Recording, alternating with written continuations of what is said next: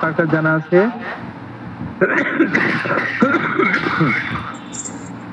আমি একটা জানি আর কি, মানে হাইপোকন্ড্রিয়াক খুঁতখুঁতে টাইপের বা মানে নিজেকে অল্প কিছু হয় ভেবে বসে আমার অনেক বড় কিছু হয়েছে এরকম। হ্যাঁ ঠিক, গুড। তাহলে হাইপোকন্ড্রিয়াক কথাটার অর্থ হচ্ছে মানে যে সমস্ত মানুষেরা অসুখ নিয়ে খুব একটু বেশি চিন্তা করে, অসুখ নিয়ে একটু বেশি চিন্তা করে, রোগ নিয়ে চিন্তা করে করে করে তার মানসিক একটা খারাপ পরিস্থিতি হয়ে গেছে, তাহলে সেটাকে বলতে হবে হাইপোকন্ড্রিয়াসিস বা কি হাইপোকন্ড্রিয়াক বলবেন সেটাকে তাহলে। ঠিক আছে, মানে রোগ ব্যাধি নিয়ে সে গভীর মানে অ্যাংজাইটির মধ্যে আছে, ভেরি ডিপ সেটেড অ্যাংজাইটির মধ্যে আছে, রোগ সংক্রান্ত দুশ্চিন্তা, দ্যাট ইজ হাইপোকন্ড্রিয়াক। তাহলে হাইপোকন্ড্রিয়াক লিটারেরি স্টুডিয়াস পারসন, যারা বেশি পড়াশোনা করে এই ধরনের লোকেদের, হু are too much at home, যারা সারাদিন বাড়িতেই বসে দিন কাটায়, suffer from want of exercise, যারা শারীরিক পরিশ্রম করে না, উইথ গ্যাস্ট্রিক অ্যাবডোমিনাল কমপ্লেন্স, যাদের মধ্যে হজম সংক্রান্ত এবং পেট সংক্রান্ত পীড়া হওয়ার প্রবণতা আছে, অ্যান্ড কস্টিভনেস, এবং তার সাথে কোষ্ঠকাঠিন্যের একটু প্রবণতা আছে, স্পেশালি ইন ড্রাঙ্কার্স। দেখুন লাস্টে, তাহলে এইখানে দেখুন হাইপোকন্ড্রিয়ার থেকে নিয়ে শুরু করে কস্টিভনেস পর্যন্ত, ঠিক আছে, এটা একটা পুরোটা একটা লাইন, আলাদা লাইন আপনারা আপনার মতো করে কমা এগুলোকে মেনটেন করে বানান। আবার দেখুন স্পেশালি ইন ড্রাঙ্কার্স, তাহলে এই টোটাল সমস্যাগুলো যদি বিশেষত ড্রাঙ্কারদের মধ্যে থাকে, এটা নয়, এটা হচ্ছে হাইপোকন্ড্রিয়াক স্পেশালি ইন ড্রাঙ্কার্স বলুন আপনারা। অথবা এই টোটাল সমস্যাটা বলার পরেও আপনারা স্পেশালি ইন ড্রাঙ্কার্স এই লাইনটাকে ইউজ করুন, এটা তার সাথেও খাটবে। কিন্তু কি দেখুন, abdominal complaint and costiveness specially in drunkards, তাও চলবে। ঠিক আছে, তারপরে আপনারা লিটারেরি স্টুডিয়াস পারসন, এটার সাথে ড্রাঙ্কার্ড তো যোগ করা যাবে না, এটা মিসম্যাচ হয়ে যাচ্ছে, কমা আছে ওখানে, যেহেতু যদি ওখানে কমার উপরে যদি একটু ফোটা, অর্থাৎ ওটাকে সেমিকলন হয়ে যাচ্ছে, ওরকম যদি সেমিকলন যদি ওখানে যদি হয়, তাহলে লাইনটা তৈরি করা যেত, who are too much at home, suffer from want of exercise with gastric elements, ঠিক আছে, অ্যাবডোমিনাল কমপ্লেন্স, কস্টিভনেস ইত্যাদি ইত্যাদিগুলো তার সাথে লেখা আছে স্পেশালি ইন ড্রাঙ্কার্স। তাহলে দেখবেন মদখোর মাতালদের মধ্যে যদি হাইপোকন্ড্রিয়াসিস বা পেটের এই ধরনের সমস্যা যদি পান, তাহলে নাক্সটা অ্যাপ্লিকেবল, নাক্সটা সেখানে অ্যাপ্লাই করা যেতে পারে। Mental generals, persons who are very particular, তারপরে careful but incline to become easy excited or anger. লাইনটা গেল কোথায়? irascible and tenacious। আচ্ছা একটা কাজ করি, আপনাদের কাছে অ্যালেনের কিনোটটা সবার কাছে আছে তো? হ্যালো, জি স্যার, সবার কাছে থাকার কথা। ও সবার কাছে থাকার কথা না? জি জি। তাহলে আপনারা ওটা বুঝতে পেরেছেন, আপনারা জেনারেলটা আশা করি। দেখুন আমার বাংলা নোটটা আমি কেন পড়াতে বেশি আগ্রহ বোধ করি, কারণ এটাকে আমি আমার মতো করে সাজিয়ে নিয়েছি। পেশেন্টের physical general, physical makeup and appearance, হ্যাঁ, মানে এইভাবে করে সাজানো, বুঝতে পারা গেছে? জি স্যার। হাইপোকন্ড্রিয়াক মানে কল্পব্যাধি, আমি এখানে বাংলাতে করেছি হাইপোকন্ড্রিয়াক মানে কল্পব্যাধি, মানে ওই রোগ সংক্রান্ত বিষয়ে খুব বেশি ভেবে ভেবে তারা তাদের মনের ভিতরে একটা নিজের মতো রোগ তৈরি করে নিয়েছে, এটাকে বলা হচ্ছে হাইপোকন্ড্রিয়াসিস বা হাইপোকন্ড্রিয়াকনেস। ঠিক আছে, তাহলে মোটামুটি আমি এটা করে দিয়েছি। ঠিক আছে, আচ্ছা আজকে কতজন আছি আমরা ক্লাসে? আচ্ছা ইংলিশটা যদি পড়াতে হয় তাহলে আপনারা করবেন কি, প্রত্যেকের নিজের নিজের বইটা খুলে ভিডিওটা আমরা অফ করে আমরা লাইন ধরে ধরে এইভাবে করে আলোচনাটা করতে পারি নাকি? হ্যাঁ স্যার। কি বলেন? জি স্যার, আপনি আপনি যেটা কমফোর্ট ফিল করেন স্যার সেটা পড়ান। ইংরেজি না, আমার কমফোর্টের কোনো ব্যাপার নাই। আমি আমি দুটাতেই আমি দুটাতেই কমফোর্ট। আমি দুটাতেই কমফোর্টেবল। আসলে আজকে কি বলুন তো, মানে ওই এখন আমি ওই রিকভারি স্টেজ গুলোতে আছি তো হুম, এই সেই জন্য একটু কখনো কমফোর্ট কখনো ডিসকমফোর্ট এই। হ্যাঁ বলুন। বাংলা ভাষাটা অল্প শর্ট টাইমে রিয়েলাইজেবল বেশি হবে, কারণ মাতৃভাষা তো সবাই উদ্গমটা সহজ হয়, বাংলাই ভালো। হ্যাঁ, এটা একটা কথা অবশ্য।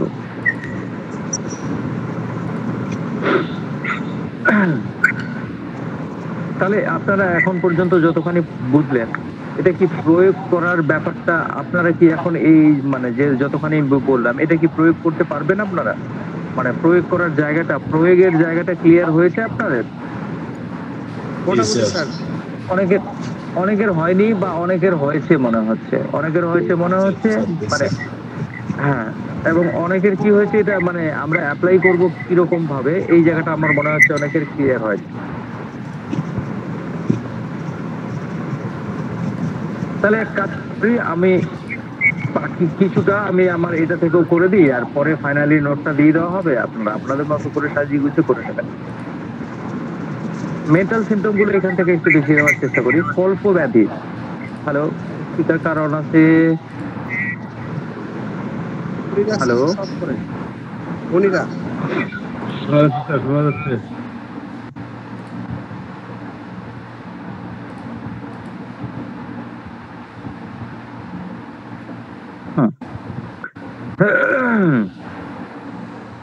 তাহলে আপনারা স্ক্রিনটা দেখতে পাচ্ছেন? হ্যালো, স্ক্রিন দেখা যাচ্ছে? হ্যাঁ, তাহলে কল্পব্যাধি হাইপোকন্ড্রিয়াক সাহিত্যপ্রেমী ব্যক্তিদের, অথবা যারা খুব বেশি পড়াশোনা করে তাদের, অথবা যারা বাড়িতে বসে বেশিরভাগ দিনটা কাটায়, বেশিরভাগ সময় কাটায় তাদের,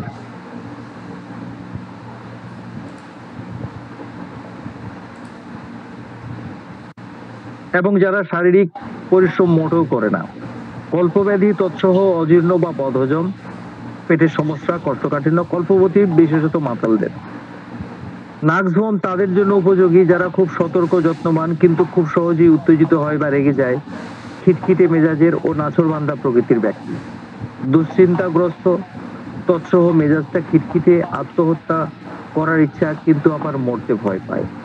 ঠিক আছে, তাহলে নার্সের পেশেন্টটা কিরকম হবে? নার্সের পেশেন্টটা হচ্ছে দুশ্চিন্তাগ্রস্ত, খিটখিটে মেজাজ, এবং পেশেন্টটা বলবে আর বাঁচে লাভ নাই, মরে যাব। ঠিক আছে, কিন্তু নার্সের রোগীরা দুঃখের সাথে বলে না যে মরে যাব, তারা করে কি, তারা রাগ এবং দুঃখ মিশ্রিত কন্ডিশনে তারা বলে কি যে ফাঁসি দিয়ে মরে যাব, বিষ খেয়ে নেব।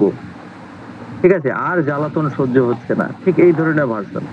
কিন্তু অরাম মেটালিকামের রোগীরা বলে কি, অরাম মেটালিকামের রোগীরা আপনার সামনে আসবে, বসবে, হাসি খুশি ভাব মনে হবে। ঠিক আছে, এবং আত্মহত্যার কথা কোনোদিনও বলবে না আপনাকে, সেটাকে গোপন রাখবে। এবং ওরা করবে কি, ওরা করবে এরকম বলবে না, ওরা করেই দেবে। ঠিক আছে, কিন্তু নার্সের রোগীরা বলে কি, গলায় দড়ি দিয়ে দেবো, বিষ খেয়ে নেবো, এটা করে দেবো, সেটা করে দেবো, কিন্তু আবার করবে না, তারা মরতে হয়ে যাবে। এরকম একটা এক্সাম্পল দিই। বাড়িতে একজন পিতা, খুব জ্বালাতন হচ্ছে, হ্যাঁ, বাচ্চা কাচ্চা কেউ কন্ট্রোল হচ্ছে না, অনেকগুলো বাচ্চা কাচ্চা, সবাই সব সময় এদিকে এদিকে এটা ওর সেটা। তাদের বক্তব্য কি, আর ভালো লাগছে না, এগুলো জ্বালাতন, এই মরে গেলেই বাঁচি আর। হ্যাঁ, ঠিক এই ধরনের কথাবার্তা বলবে, কিন্তু আবার মরতে যাবে না, এরা মরতে যাবে না কোনোদিন। নার্ভস মুখ্যত তাদের জন্য অতি উৎকৃষ্ট যারা খুব উৎসাহী, উগ্র মেজাজি, ধৈর্যহীন প্রকৃতির, চট করে রেগে যাওয়ার স্বভাব, এবং যারা ঈর্ষাপরায়ণ ও দ্রুত প্রকৃতির। ফিজিক্যাল জেনারেলস অতি সংবেদনশীলতা, এটার সাথে কি এটা রেখে করা যায়? দেখি তো, দেখি। হ্যাঁ, হ্যাঁ, এই দেখুন, এইটার দুটো একসাথে করি, আমি রেখে করি। তাহলে over sensitive to external impression, to noise, to odour, light or music, trifling elements are unbearable, very harmless word of offense. তাহলে ওভার সেন্সিটিভনেস মানে আপনারা তো বুঝতেই পারছেন, ওভার সেন্সিটিভ হওয়া মানে হচ্ছে মানে ওভার সেন্সিটিভ কথাটার অর্থ হচ্ছে যে কি বলে অতি সংবেদনশীল বা খুব বেশি সেন্সিটিভ হওয়া। তাহলে ওভার সেন্সিটিভনেস, অতি সংবেদনশীলতা, রোগী বাহ্যিক বিষয়ের প্রতি, বাইরের ঘটনাগুলোর প্রতি, চিৎকার চেঁচামেচি, কোনো উগ্রগন্ধ, আলোক অথবা গান বাজনা ইত্যাদির প্রতি অত্যাধিক সংবেদনশীল। রোগী তুচ্ছ রোগ যন্ত্রণাগুলিও সহ্য করতে পারে না, ঠিক আছে?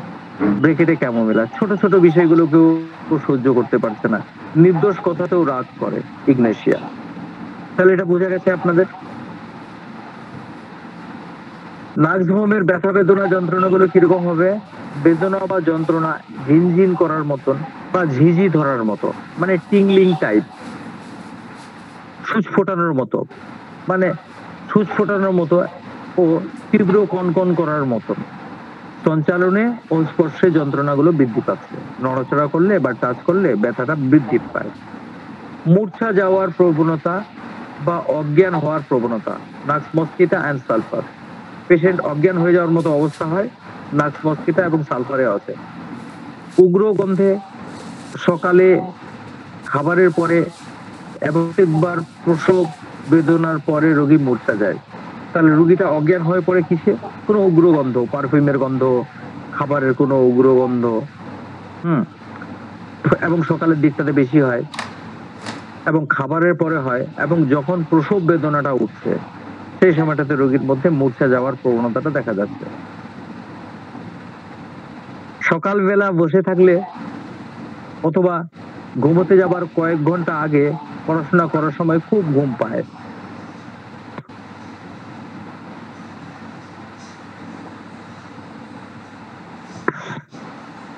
সকালবেলা বসে থাকলে অথবা ঘুমাতে যাবার কয়েক ঘন্টা আগে পড়াশোনা করার সময় খুব ঘুম পায়। ভোর 3টা-4টার সময় রোগীর ঘুম ভেঙে যায় ও সকালে অনেক বেলা পর্যন্ত স্বপ্ন দেখার মতো ঘুমের ঘরে আচ্ছন্ন থাকে এবং যেটা থেকে জাগ্রত হওয়া খুব কষ্টকর। ঘুম থেকে জাগ্রত হওয়ার পরে রোগী প্রচন্ড ক্লান্তি ও দুর্বল অনুভব করে।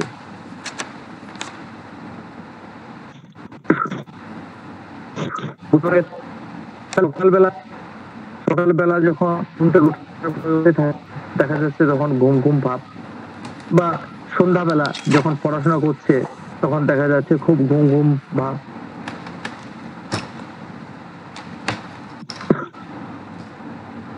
ভোর 3টা-4টার সময় রোগীর ঘুম ভেঙে, হ্যাঁ, তাহলে সন্ধ্যাবেলা যখন ঘুমাতে যাচ্ছে তখন ঘুম ঘুম ভাব, আবার রাতে যখন ঘুমাতে যাচ্ছে তখন দেখা যাচ্ছে কি ঘুম আসছে না। ভোর 3টা-4টার সময় রোগীর ঘুমটা ভেঙে যায় এবং তারপরে আবার কিছুক্ষণ পরে ঘুমায়।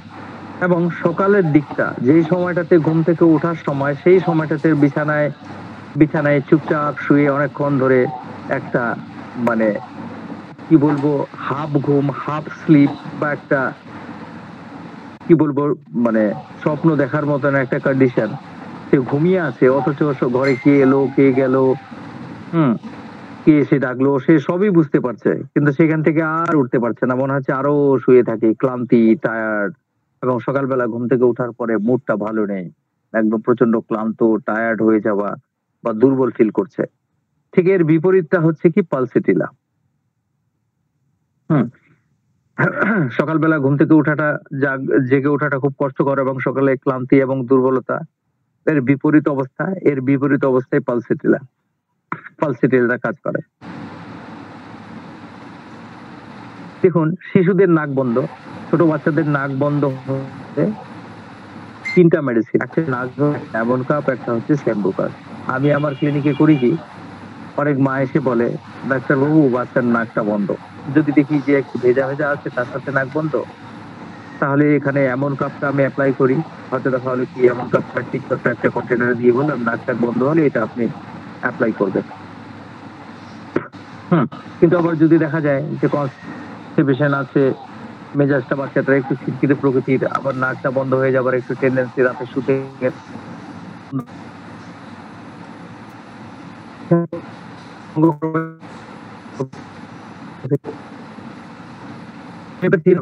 করার ক্ষেত্রে আমি দেখতে পাই যেটা এটাকে খুব ভয় পায়। আমারও মানে আমার এটা বা কিন্তু চলবে না। দেখুন, সাবধানতা অবলম্বন করতে হবে শুধুমাত্র কোনো বড় মেজর ডিফেক্টিং পলিক্রেস মেডিসিন ইউজ করার ক্ষেত্রে খুব আপনাদেরকে সাবধানতা অবলম্বন করতে হবে। কিন্তু অ্যাকিউট মেডিসিন ব্যবহার করার ক্ষেত্রে সাবধানতা অবলম্বনের কোনো দরকার নেই।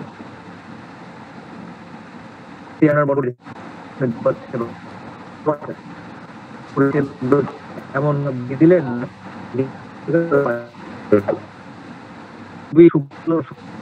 সেই ক্ষেত্রে আপনি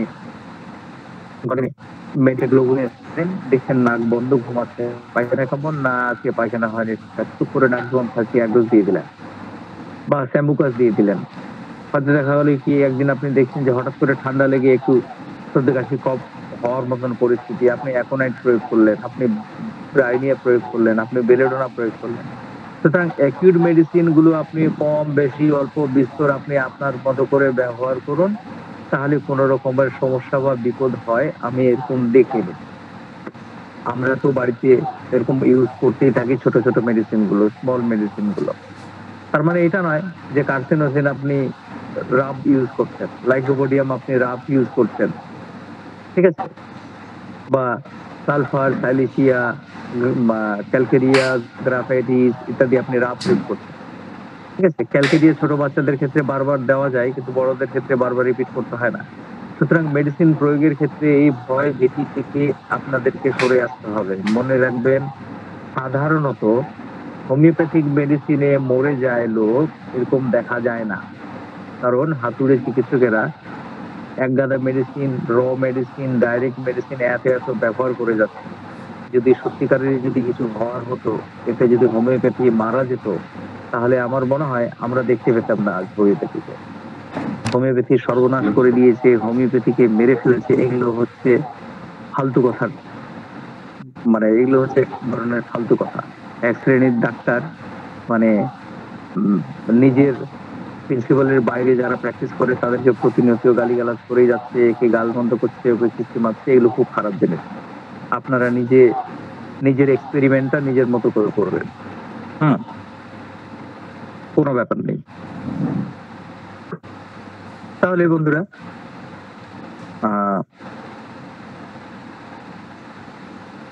সর্দিটা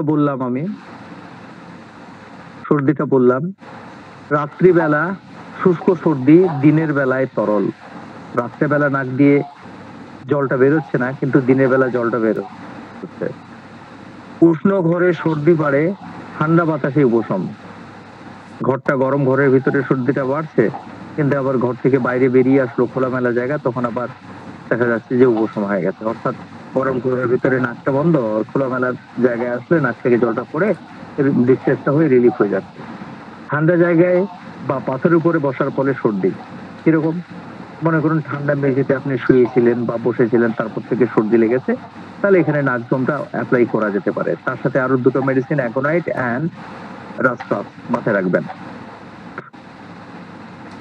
হ্যালো, সাথে আছেন আপনারা? জি স্যার, স্যার। জি স্যার। হ্যাঁ, সাথে আছেন। জিআই, গ্যাস্ট্রোইন্টেস্টিনাল সিস্টেমে দেখুন, উদ্গার বা ঢেকুর, আমি বাংলাটা পড়াতে বেশি কমফোর্টেবল ফিল করি। কেন? কারণটা হচ্ছে যে এটা একবার এক ঝলক বলে দিলে আপনারা প্রয়োগের জায়গাটা ক্লিয়ার হয়ে যাবেন। বা যদি মনে করেন না আমাকে ওটাই পড়তে হবে, তাহলে সবাই করবেন কি, সবাই ওইভাবে করে বসবেন, লাইন ধরে ধরে এটা করা যাবে। জিআই, উদ্গার বা ঢেকুর, ইরাকটেশন, টক উদ্গার, ঢেকুরটা উঠছে এরকম টক অথবা তিক্ত উদ্গার, রোজ সকালে বমি বা বমি বমি ভাব, তৎসহ মনমরা মনোভাব, মনটা ভালো না, সকালবেলা ঘুম থেকে ওঠার পরে একটু বমি বমি লাগছে বা বমি হচ্ছে, মনটা কিরকম, মনটা খুব খারাপ। আহারের পরে উদ্গার বৃদ্ধি পায়, খাবারটা খাওয়া হয়ে গেল, তারপরে ঢেকুরটা হতেই থাকছে, ঢেউ ঢেউ করে বড় বড় ঢেকুর উঠতে আসছে। বমি বমি ভাব, সর্বদাই বমি বমি ভাব, বমি বমি ভাবটা নসিয়াটিক টেন্ডেন্সি, এটা কি সবসময় মনে হয়। আহারের পরে, খাওয়া দাওয়ার পরে বই বই ভাবটা থাকে, সকালে ও ধূমপানের পরে বই বই ভাব মনে হয়। রোগী মনে করে যদি আমি বমিটা করতে পারতাম তাহলে বুঝি বেশ আরাম পেতাম। অর্থাৎ নার্সের পেশেন্টরা কিরকম ফিল করে, নার্সের পেশেন্টরা ফিল করে যে আমার বমিটা হয়ে গেলেই বুঝি আমাকে বেশ ভালো লাগবে। হুম। পাকস্থলী স্টোমাক সিমটমটা দেখুন, আহারের পর পাকস্থলী 1 বা 2 ঘন্টা পর্যন্ত পাত্রের ভারী হয়ে থাকে। অর্থাৎ খাবারটা খাওয়া হয়েছে, খাওয়ার পরে কি হয়েছে, পেটটা একদম পুরো ভারী হয়ে আছে। আহারের পরে পাকস্থলী ভারী হলে আর আহারের সঙ্গে সঙ্গে পাকস্থলীটা যদি ভারী হয়ে যায়, একেবারে নাক মস্কটা ভাব, মুখ দিয়ে জল ওঠে, পেটটা টাইট হয়ে থাকে এবং পেটের কাপড়টা ঢিলে বা আলগা করে দিতে হয়। ঠিক আছে? তাহলে আহারের পর পাকস্থলী 1 বা 2 ঘন্টা পর্যন্ত পেটটা ভারী হয়ে থাকে, এটা হচ্ছে নাক্সভমে। এবং ক্যালিবাইতে কি খাওয়ার সঙ্গে সঙ্গে ভারী মনে হলো কিন্তু 2 ঘন্টা পর্যন্ত অতক্ষণ থাকবে না। হুম। এবং পেটটা যখন ভারী মনে হবে তখন পেটের কাপড়টা ঢিলে করে দিতে হয়। আহারের পর 2-3 ঘন্টা পর্যন্ত রোগী মানসিক শারীরিক পরিশ্রম করতে পারে না। আহারের 2-3 ঘন্টা পর্যন্ত রোগী মানসিক পরিশ্রম করতে পারে না।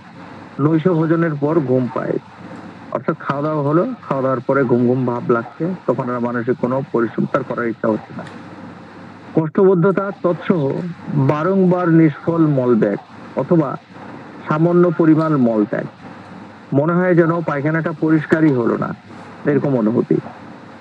তাহলে তাহলে কনস্টিপেশন, তার সাথে দেখা যাচ্ছে যে ফ্রিকুয়েন্ট ইনএফেকচুয়াল আর্জিং, ওই লাইনটা আমি তো প্রথমে টিমটাতে বলে দিয়েছিলাম। কনস্টিপেশন, ফ্রিকুয়েন্ট ইনএফেকচুয়াল আর্জিং অথবা মলত্যাগ করতে গেলে সামান্য একটু হলো, তাহলে পরিষ্কারই, তাহলে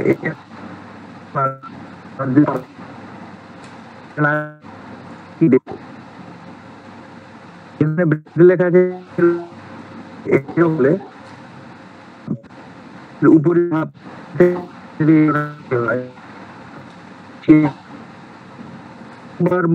ইচ্ছা এবং মলের পরে কিছু সময়ের জন্য মানসিক উদ্বেগ ও নিষ্ফল মলবেগ প্রবৃত্তির উপশম। অর্থাৎ অর্থাৎ পায়খানাটা করার পরে মানসিক কিছুটা শান্তি পেল, একটু আরাম পেল। সকালে ঘুম ভাঙার পরে ও মানসিক পরিশ্রমের পরে উক্ত লক্ষণগুলো বৃদ্ধি পায়। সকালবেলা ঘুম থেকে ওঠার পরে ও মানসিক পরিশ্রম যদি করে তাহলে দেখা যাচ্ছে যে লক্ষণগুলো বৃদ্ধি পাচ্ছে। এবার দেখুন ব্র্যাকেটে লেখা আছে মলদ্বারের নিষ্ক্রিয়তা ও মলত্যাগের ইচ্ছা না থাকলে ব্রায়োনিয়া সালফার।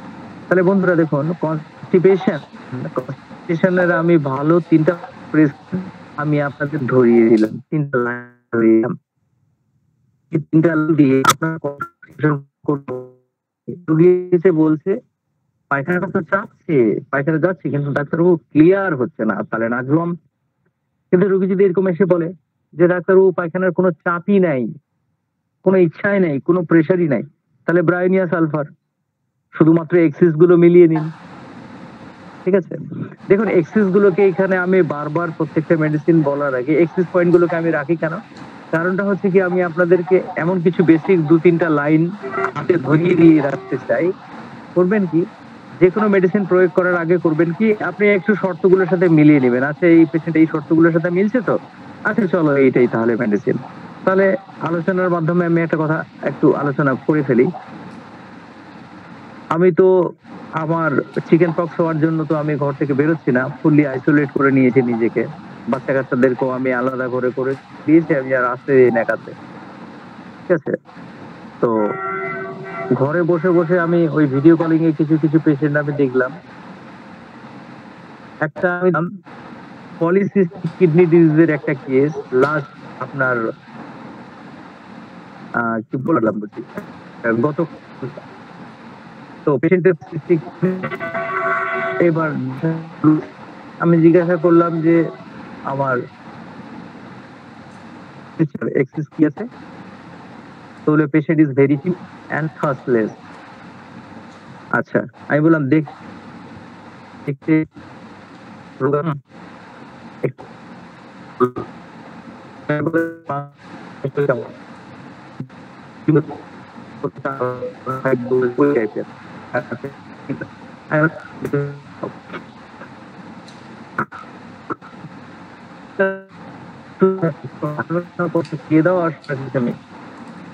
একটু শুনতেই হবে। আমরা খেতে পছন্দ আর বললাম মিষ্টি খাওয়ার করো আবার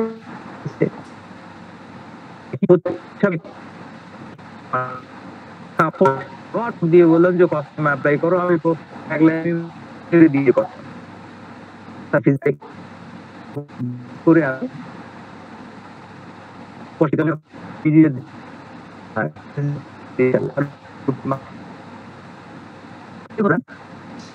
আমি যখন মিলিয়ে দিয়েছি বাইরে কিছু কিছু বলতেছে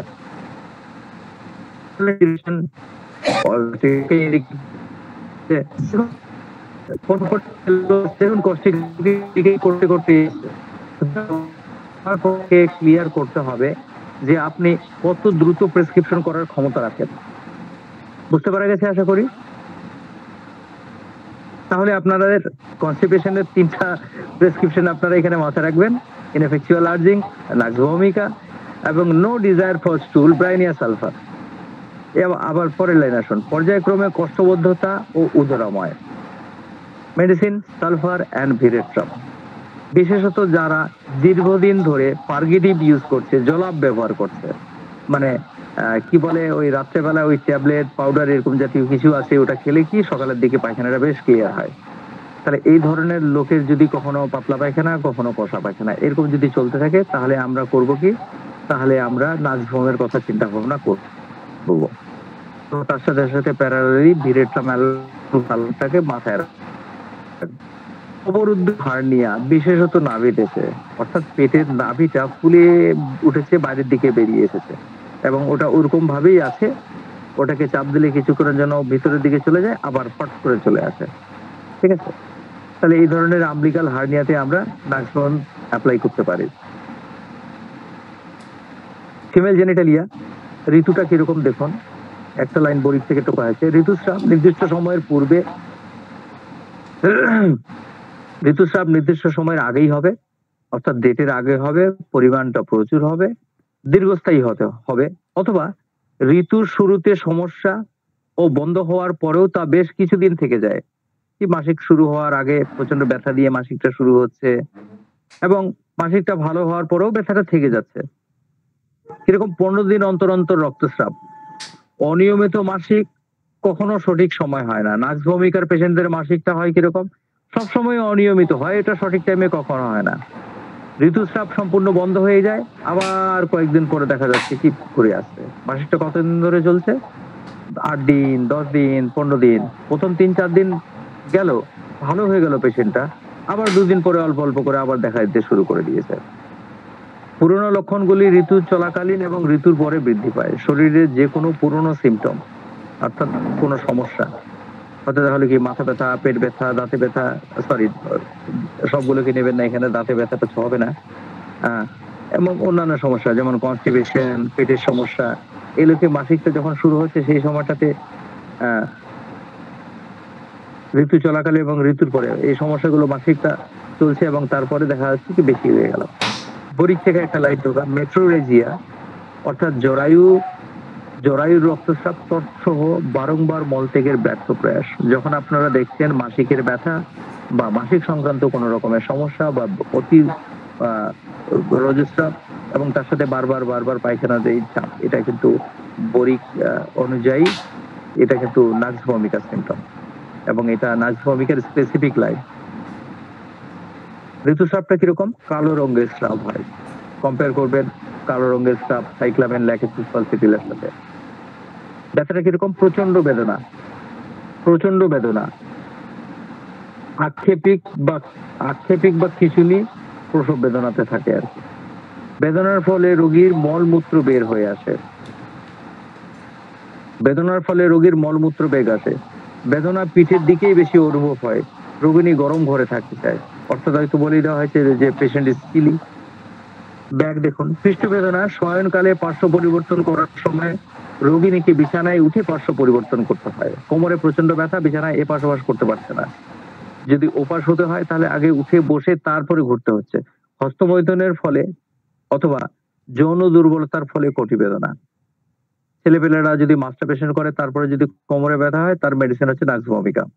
নার্ভাস সিস্টেমের দেখুন, আক্ষেপের সময়ে চেতনা ও বোধ সবকিছুই থাকে, অর্থাৎ মৃগী শুরু হয়েছে রোগীর, কিন্তু তার যে জ্ঞানটা, তার সেন্সটা কিন্তু আছে, কে আসলো কে গেল, তাকে কে কি বললো, কে কি করতে বললো, এই সেন্স গুলো থাকে। রাগারাগির পরে,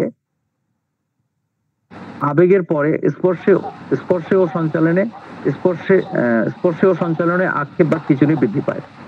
অর্থাৎ খুব রাগারাগি করেছে, তারপরে দেখা গেছে কি তার স্প্যাজম চালু হচ্ছে বা কি বলে কনভালশনটা চালু হয়েছে, ও খুব ইমোশনালি এক্সাইট হয়েছে, কান্নাকাটি করেছে, দুঃখ পেয়েছে, তারপরে ওটা শুরু হয়েছে, তারপর এটা বাড়াবাড়ি হচ্ছে এবং কাছে হচ্ছে এবং সঞ্চালন নড়াচড়ায় কি আক্ষেপগুলো বৃদ্ধি পাচ্ছে।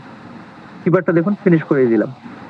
যে কোনো প্রকারের ঠান্ডা বা ঠান্ডা হাওয়াটা রোগী মোটেও পছন্দ করতে পারে না। শীত কাতরতা সামান্য নড়াচড়ায় অথবা আবরণ মুক্ত হলে ঠান্ডা লাগে। জ্বরের প্রত্যেকটি অবস্থায় রোগী আবরণ চায়, শীত, তাপ, ঘর্ম ইত্যাদি। জ্বর, শরীর প্রচন্ড উত্তপ্ত, সমগ্র শরীরে জ্বালা ও উত্তাপ অ্যাকোনাইটের মতন, মুখমণ্ডল লাল ও উত্তপ্ত বেলেডোনার মতো। তবুও রোগী নড়াচড়া করলে বা আবরণ মুক্ত হলে শীতলতা অনুভব করে। চোখ মুখ লাল হয়ে আছে, শরীর প্রচন্ড জ্বালা, কিন্তু আবার শরীর থেকে ঢাকনাটা ছাড়তে চাইছে না। রিলেশনশিপ, পরিপূরক, প্রায় সকল রোগের ক্ষেত্রে সালফার ইহার পরিপূরক। যে কোনো সমস্যাই হোক না কেন, নাক্সের পরে সালফারটাই সব থেকে বেশি খাটে। শত্রু ভাবাপটর, নাক্সের আগে বা পরে জিঙ্ক ব্যবহার করা যায় না। পূর্ববর্তী ওষুধ, arsenic, ipeca, phosphorus, sepia, sulphur. ঠিক আছে, নাক্সের আগে এই ওষুধগুলো ভালো কাজ করে, পরবর্তী ওষুধ ব্রায়োনিয়া, পালসিটিলা, সালফার নাক্সের পরে ভালো কাজ করে। বিশ্রামের সময় অথবা শুতে যাওয়ার কয়েক ঘন্টা আগে নাক্সভম প্রয়োগ করা উচিত। শারীরিক ও মানসিক বিশ্রামের সময় ইহা খুব ভালো কাজ করে। ফিনিশ। হ্যালো, জি স্যার, শোনা যাচ্ছে স্যার। ফিনিশ হয়ে গেল নাক্সভম। এবার যদি আরো কারো কিছু যদি কোনো কোশ্চেন থাকে আপনারা করুন। স্যার অবরুদ্ধ হার্নিয়া কোনটা বলুন? স্ট্র্যাঙ্গুলেটেড হার্নিয়া। হার্নিয়াটা মনে করুন, যদি আপনি মেডিকেল ডিকশনারি বা প্র্যাকটিস অফ মেডিসিনে যদি অবরুদ্ধ হার্নিয়া দেখেন, তাহলে যেখানে আপনার শ্বাসকষ্ট হয়ে গেছে, নিঃশ্বাসের কষ্ট হয়ে গেছে হার্নিয়াতে, ইন্টারনাল হার্নিয়ার জন্য, তাহলে ওখানে আপনার কি বলে স্ট্র্যাঙ্গুলেটেড হার্নিয়া বলতে এটা বোঝাবে।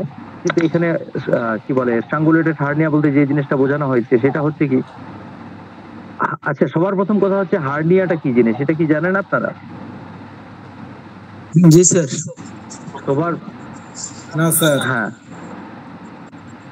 হ্যাঁ, মেহেদী সাহেব আপনি জানেন, আই নো দ্যাট, বিকজ আমি আপনার সম্পর্কে যেটা জানি, যে ব্যাপারটা হচ্ছে কি, যে আপনি সাবজেক্টের উপরে বেশ ভালো নলেজ রাখেন। I like it. হ্যাঁ বলুন।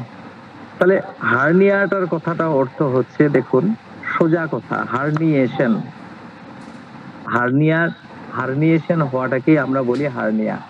অর্থাৎ শরীরের কোনো একটা অংশ, মানে ইন্টারনাল অর্গানের একটা, মানে অ্যাবডোমিনাল বা ইন্টারনাল একটা কোনো ফ্যাট শরীরের কোনো ছিদ্র দিয়ে যদি সেটা বেরিয়ে আসার চেষ্টা করে, ঝুলে যায়, সেটাই হচ্ছে হার্নিয়া বা হার্নিয়েশন হওয়া। কিরকম? ইনগুইনাল ক্যানেল, তলপেটের অন্ডকোষটা সাথে যুক্ত যে দুটো লম্বা রোগের মতন, যেটাকে স্পারমেটিক কর্ড বলা হয়, সেই স্পারমেটিক কর্ডটা একটা পাইপের মতন সরু একটা ওপেনিং দিয়ে মনে করুন নিচের দিকে নেমে এসেছে, তাহলে সেটার মধ্যে দিয়ে যদি দেখা যাচ্ছে অ্যাবডোমিনাল কোনো ফ্যাট ঝুলতে ওই পর্যন্ত বেরিয়ে এসেছে, ঠিক আছে, তার মানে তার হার্নিয়েশন হয়ে গেছে, এটাকে বলা হচ্ছে হার্নিয়া। এবার ওখানে আসার পরে সেটা আর ঠেললে উপরের দিকে যাচ্ছে না, ওখানে আটকেই আছে, ব্যথা হচ্ছে, তাহলে ওটাই হচ্ছে আপনার কি বলে অবস্ট্রাক্টেড হার্নিয়া বা স্ট্র্যাঙ্গুলেটেড হার্নিয়া। মানে আমি ইন জিস্ট আপনাদেরকে এটা বললাম। ঠিক আছে, বলুন আর কোনো কোশ্চেন থাকলে। আচ্ছা, তার আগে বলি, নাচটা কি আপনারা বুঝতে পেরেছেন?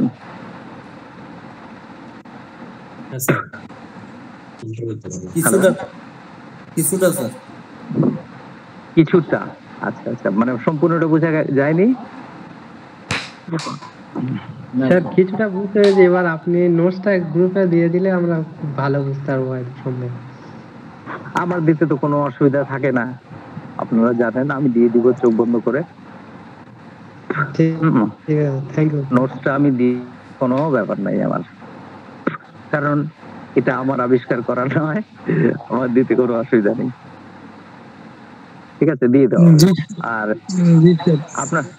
আর আপনাদেরকে এইভাবে বাংলা করে দেওয়ার উদ্দেশ্যটা হচ্ছে কি জানেন তো, প্রত্যেকটা লাইন আপনারা ইউজ করবেন, ইউটিলাইজ করবেন। কনস্টিপেশনের উপর ওই 3টা লাইন বললাম, 3টা প্রেসক্রিপশন হলো, আমি আরো 3টা প্রেসক্রিপশন অ্যাড করি আপনাদের। হ্যাঁ, কনস্টিপেশন উইথ ক্লিন টাং, তাহলে আমি ন্যাটোমিরের কথা ভাবি। কনস্টিপেশন উইথ ব্ল্যাক টাং, তাহলে আমি এখানে ল্যাকেসিস অ্যাপ্লাই করি। Constipation with white coated tongue, তাহলে আমি এখানে ক্যালিসাল্প অ্যাপ্লাই করি। ঠিক আছে, আমি সবসময় চেষ্টা করি কি যে কত সংক্ষেপে প্রেসক্রিপশনটাকে বের করে নিয়ে আসা যায়। তার মানেটা দাঁড়ালো এটাই যে অনেক বেশি সংখ্যক পেশেন্টকে সার্ভিস দিতে হবে এভরিডে, এরকম ভাবে নিজেকে তৈরি করা। আর এটাই হচ্ছে কারণ যে প্রত্যেকটা মেডিসিনের কিছু কন্ডিশন আমি নোট করে রাখি আলাদা করে, যে আমি আলটিমেট এটা দিয়ে একটু যাচাই করে দেখতে চাই। আমি এরকম একটা কষ্টিক পাথর বা মানে এরকম যাচাই করার মেশিনারি তৈরি করে রাখতে চাই, যেন আমি এটা দিয়ে গোটা ডাক্তারকে বা গোটা পেশেন্টটাকে একটু যাচাই করে দেখে নিতে পারি যে এই শর্তগুলোর সাথে মিলছে তো, হ্যাঁ মিলছে, আচ্ছা চলো এটাই প্রেসক্রিপশন। এটা একটু আমাদের দিন স্যার। হ্যাঁ স্যার বলুন। তো ওইটা একটু আমাদের জন্য একটু দিন স্যার। ও অনেক খাটতে হবে তাহলে, ওগুলো সব মাথার মধ্যে আছে, ওগুলোকে তাহলে নোটের মধ্যে নিয়ে এসে তাহলে ওটা দিতে হবে, তাহলে আমাকে সময় দিতে হবে। ওটা হয়তো 100 খানেক পাতা ম্যাক্সিমাম হতে পারে, 100 খানেক পাতা। হ্যাঁ, 100 পেজেসের উপরে হয়তো একটা মানে পিডিএফ বানিয়ে আমাকে দিতে হবে।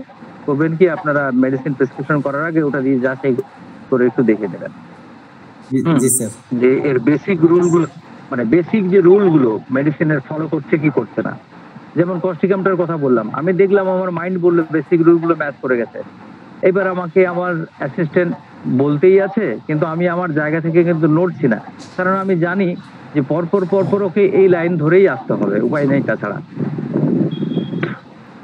কিন্তু এটা আবার 100% অ্যাপ্লিকেবল সব জায়গাতে হবে এরকম কিন্তু আবার ভাববেন না। হ্যাঁ, কেন?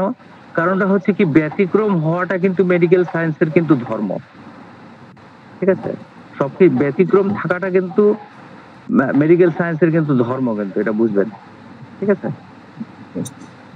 তাই না? যেগুলো কমন ইউজ করা যায় মেডিসিন যেগুলো কমনলি ইউজ করা যায় মানে ভয় ছাড়া, এগুলো একটা লিস্ট দিয়ে দিন স্যার আমাদেরকে।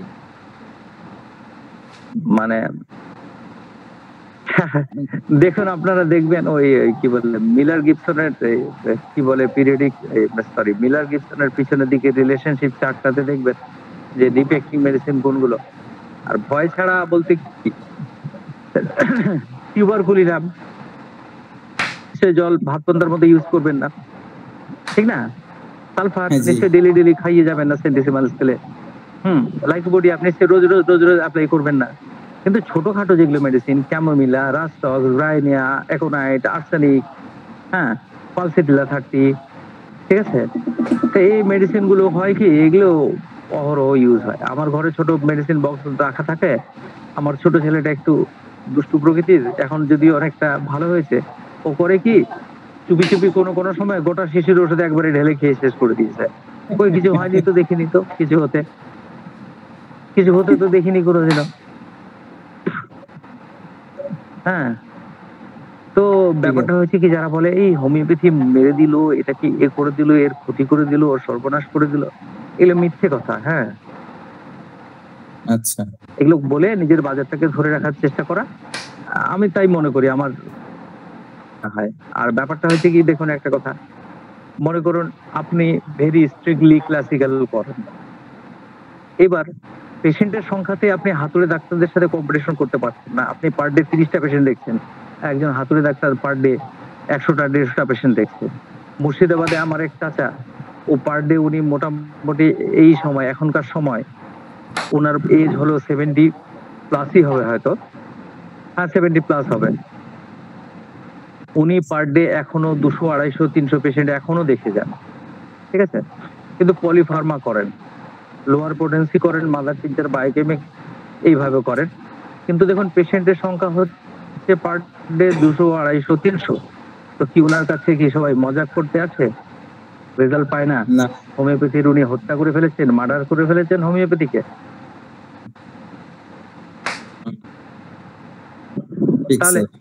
এবার আমি নিজেকে ক্লাসিক্যাল বলছি, দিনে মনে করুন 10টা 20টা রুগী বেশি দেখার অকাত আমার নাই, আর আমি গালিগালাজ করেই যাচ্ছি হোমিওপ্যাথিকে ও মেরে ফেলেছে, আমার সাথে হোমিওপ্যাথির হত্যা করে ফেলেছে, জানাজা পড়ছে এখন, কিছুক্ষণ পরে কবরে ঢুকাবে। তো এইগুলো মিথ্যা কথা ছাড়া আর কি বলুন? যদি তাই হতো তাহলে 200 300 250 জন পেশেন্ট ওনার কাছে কেন যেত? আমার কাছে আসতো না, কারণ আমি ক্লাসিক্যাল। তো সুতরাং এগুলো গুল গল্পে পা দিবেন না কারো। কিছু কিছু লোক আছে নিজের বাজারটাকে ধরে রাখার জন্য ও করে কি, একে অপরকে গালি বন্ধ দেওয়া, একে গাল দেওয়া, তাকে গাল দেওয়া, ও হোমিওপ্যাথিকে মেরে ফেলছে, ও কিছুক্ষণ পরে জানাজা পড়ে কবরে ঢুকাবে, এগুলো ফালতু কথা, এগুলোতে কান দেওয়ার দরকার নেই। তবে শুধু আরো একটা কথা বলবো, যে কারো সমালোচনা করবেন না, ঠিক আছে?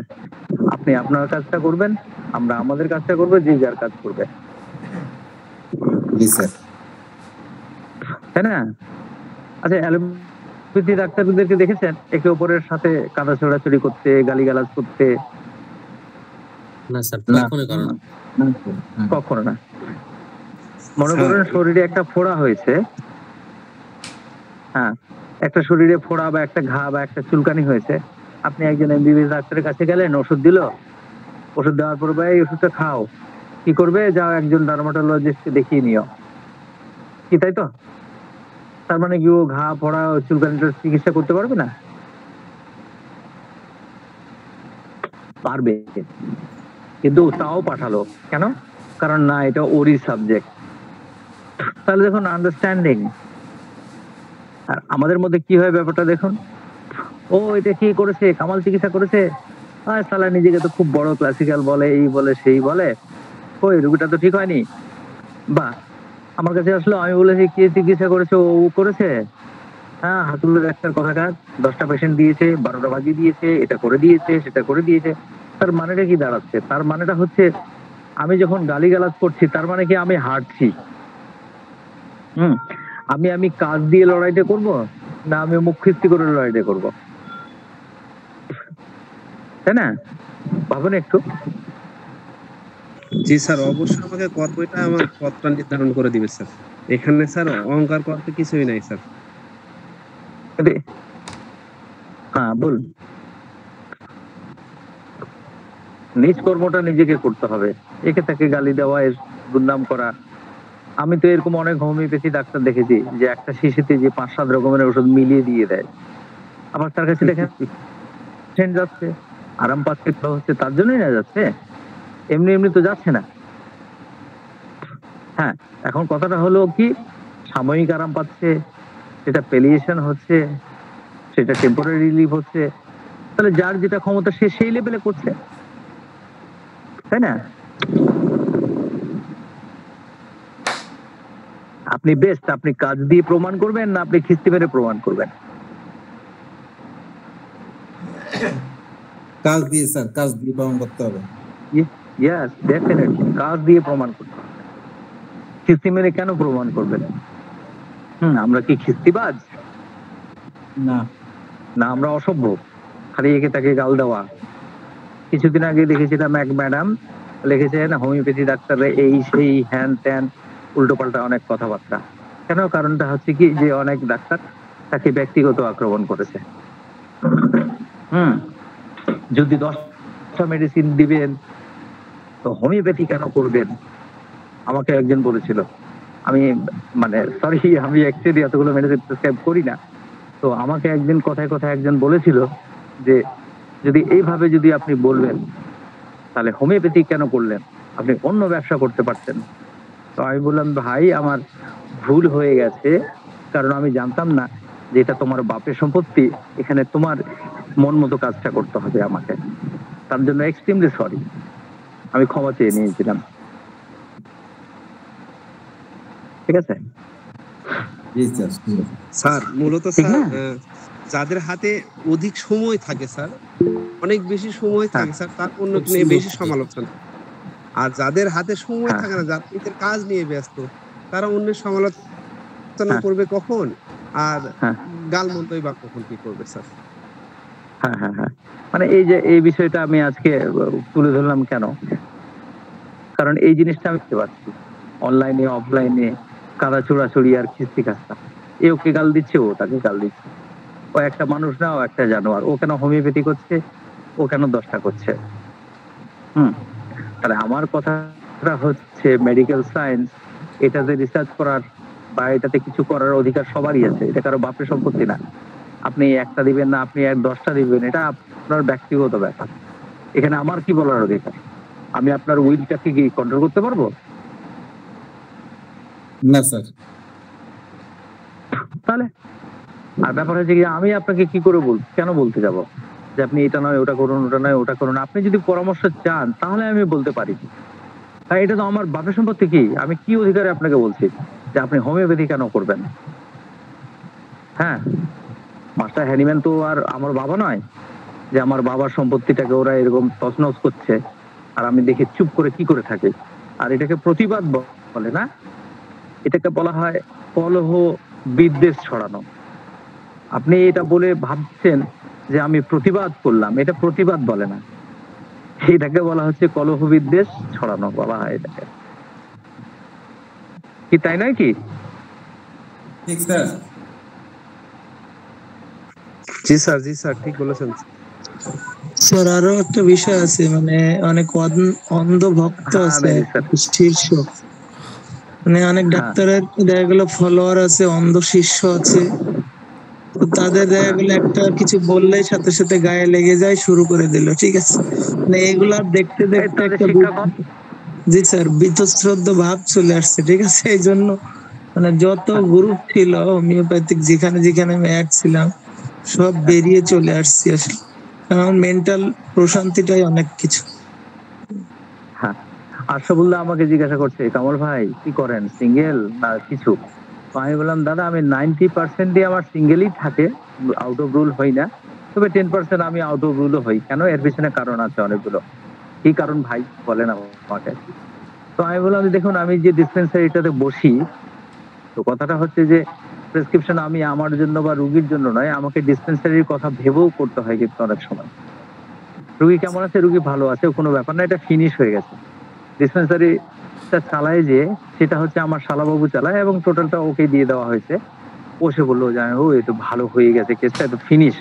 আপনি এক কাজ করেন, এই টনিকটা দেওয়ার কথা একটু মুখে মুখে বলে দিলে তো এখানে আমি কি বলে এটা দিয়ে দিতে পারলে তো আমি 50% কামাই করে নিতে পারবো।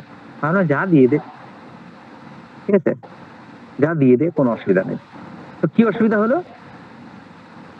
এখানে হোমিওপ্যাথি মারা গেল, আমি তো দেখতে পেলাম না, ঠিক আছে, ও যা দিয়ে দে না। স্যার এটা কাউন্টারের কামাই হলো তো নাকি না হলো না? ঠিক আছে, হোমিওপ্যাথিকে নিয়ে যারা যারা চলছে তারা বাঁচলেই হোমিওপ্যাথি বাঁচবে। এতগুলো কোম্পানি, এতগুলো ওষুধের দোকান, ঠিক আছে। হ্যাঁ, আতিকুল্লাহ এই ক্লাসে প্রেজেন্ট আছে, ও জানে ভালো করে। কারণটা হচ্ছে কি আমি যখন এখানে প্রথম আসি, আমি ওর দাদির চিকিৎসা করতে গেছিলাম, ওরা তখন নিতান্তই ছোট ছোট, ঠিক আছে। আমি মধ্যে থেকেই আমি প্র্যাকটিসটা করি, কিন্তু কথা হচ্ছে যে এরকম না অলওয়েজ আমাকে রুল মেনটেন করে চলতে হবে, এরকম কোনো ব্যাপার না। এবং এতে যদি আমার কেউ সমালোচনা করে আমি কানও দিই না। তারপর আশা বললে আমাকে জিজ্ঞাসা করেছিল, আমি ইচ্ছা করলে বলতে পারতাম না এটা করি ওটা করি সেটা করি, আমার কোনো রাগ ঢাক নেই। কিন্তু টিল নাও দেখুন আমার সাথে এত ভালো সম্পর্ক, ঠিক আছে। সপ্তাহে একদিন দুদিন কথা হবেই হবে। আমাদের দেশে আসলে আমাকে জানাবে না এরকম হতেই পারে না। বুঝা গেল কথা? তো কথা হচ্ছে যে সততা রক্ষা করতে হবে। হ্যাঁ, আপনি আচ্ছা আচ্ছা আরো একটা কথা বলি, ডক্টর হেরিং এর নাম জানেন তো আপনারা নাকি? হ্যালো হ্যালো, জি স্যার, জানি আচ্ছা স্যার। আচ্ছা, ডক্টর হেরিং খুব খারাপ ডাক্তার? ডক্টর হেরিং এর আপনারা ডোমেস্টিক ফিজিশিয়ান, ডক্টর হেরিং এর ডোমেস্টিক ফিজিশিয়ান বইটা পড়বেন, আপনি দেখবেন ওখানে ডক্টর হেরিং নাজফোমের সাথে মার্কারি, সাথে বেলোডোনা, পলিথিন সাথে নাক, সালফারের সাথে হিপার, সাইলিসিয়া, বিভিন্ন মেডিসিন বিভিন্ন সময় অল্টারনেটলি ইউজ করতেন। ওখানে লেখা আছে পরিষ্কার ভাবে। তো কি হোমিওপ্যাথি কি ও মেরেছে, না হোমিওপ্যাথিকে উনি এগিয়ে নিয়ে গেছেন? হেরিং হেরিং যদি না থাকতো তাহলে মেট্রিয়া মেডিকার জগৎটা হতো কি জানেন তো, বিকলাঙ্গ, হ্যান্ডিক্যাপ হতো। ডক্টর হেরিং যদি না থাকতেন হোমিওপ্যাথিতে, তাহলে মেট্রিয়া মেডিকার দুনিয়াটা হতো বিকলাঙ্গ, হ্যান্ডিক্যাপ। তাহলে আমি কথাগুলো বললাম, আপনারা যদি বলেন যে এই লাইনগুলোকে কপি করে আপনি কি বলে আমাদের গ্রুপে বা কোথাও দিয়ে দেন, যাতে উইথ এভিডেন্স আমরা দেখি জিনিসটা, বললে দিয়ে দিব, কি আছে, পেজ নাম্বার ধরে লাইনগুলোকে টুকে টুকে কপি পেস্ট করে দিয়ে দিব, কি সমস্যা তাহলে? তাহলে ডক্টর হেরিং করতে পারে, ঠিক আছে। আর সেখানে মোজাম্মেল সাহেব যদি করেন, মেহেদী সাহেব যদি করেন, তাহলে দোষ। এগুলো কোনো ব্যাপার নেই, কিন্তু আমি বলে যাচ্ছি, হ্যাঁ। কারণ দেখুন, বিভিন্ন অ্যাঙ্গেল থেকে প্রেসক্রিপশন করতে পারবেন, প্যালিয়েটিভও করতে হবে, ঠিক আছে। আলটিমেট কথা পেশেন্ট রিলিভ করতে হবে। স্কিন ডিজিজের কেসটাতে মাস্টার হেরিং বহু ক্ষেত্রে দেখা গেছে কি হিপার সালফারের সাথে সালফারের অল্টারনেট করেছে, ল্যাকেসিস বেলোডোনা অল্টারনেট করেছে। ডক্টর ভিতুল গাছ তার বই লিখেছে যে ব্যাসিলিনাম ক্যালকেরিয়া ফস একসাথে ইউজ করা যায়, যেরকম ল্যাকেসিস এবং ক্যালিকাপ করা যায়। তার মানেটা কি দাঁড়ালো? এবং এই জিনিসটা কোথা থেকে ঢুকেছে? এটা ক্লার্কের বই থেকে ঢুকেছে। তার মানে কি ডক্টর ক্লার্ক এটা করছে? মাস্টার হ্যানিম্যান রাস্টক্স ব্রাইনিয়া অল্টারনেট করার কথা বলেছেন তার ম্যাথমেটিকা পিউরা বইটাতে। তবে হ্যাঁ, ক্রনিক মাইজমেটিক কেসে কিন্তু এগুলো চলে না, এটা কিন্তু মাথায় রাখবেন, হ্যাঁ।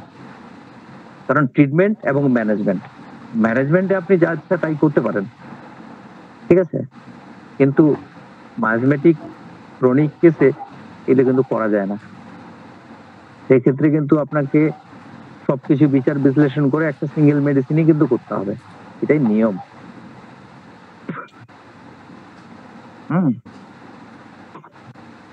এই জায়গাটা থেকে বেসিক প্রিন্সিপাল থেকে কিন্তু দূরে গেলেও কিন্তু চলবে না।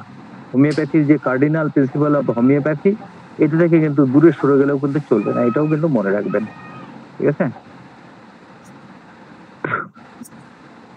হোমিওপ্যাথি মেডিসিন সিঙ্গেল মেডিসিন বেশি ভালো কাজ করে, এটা মাস্টার হ্যানিম্যান কিভাবে জানলেন?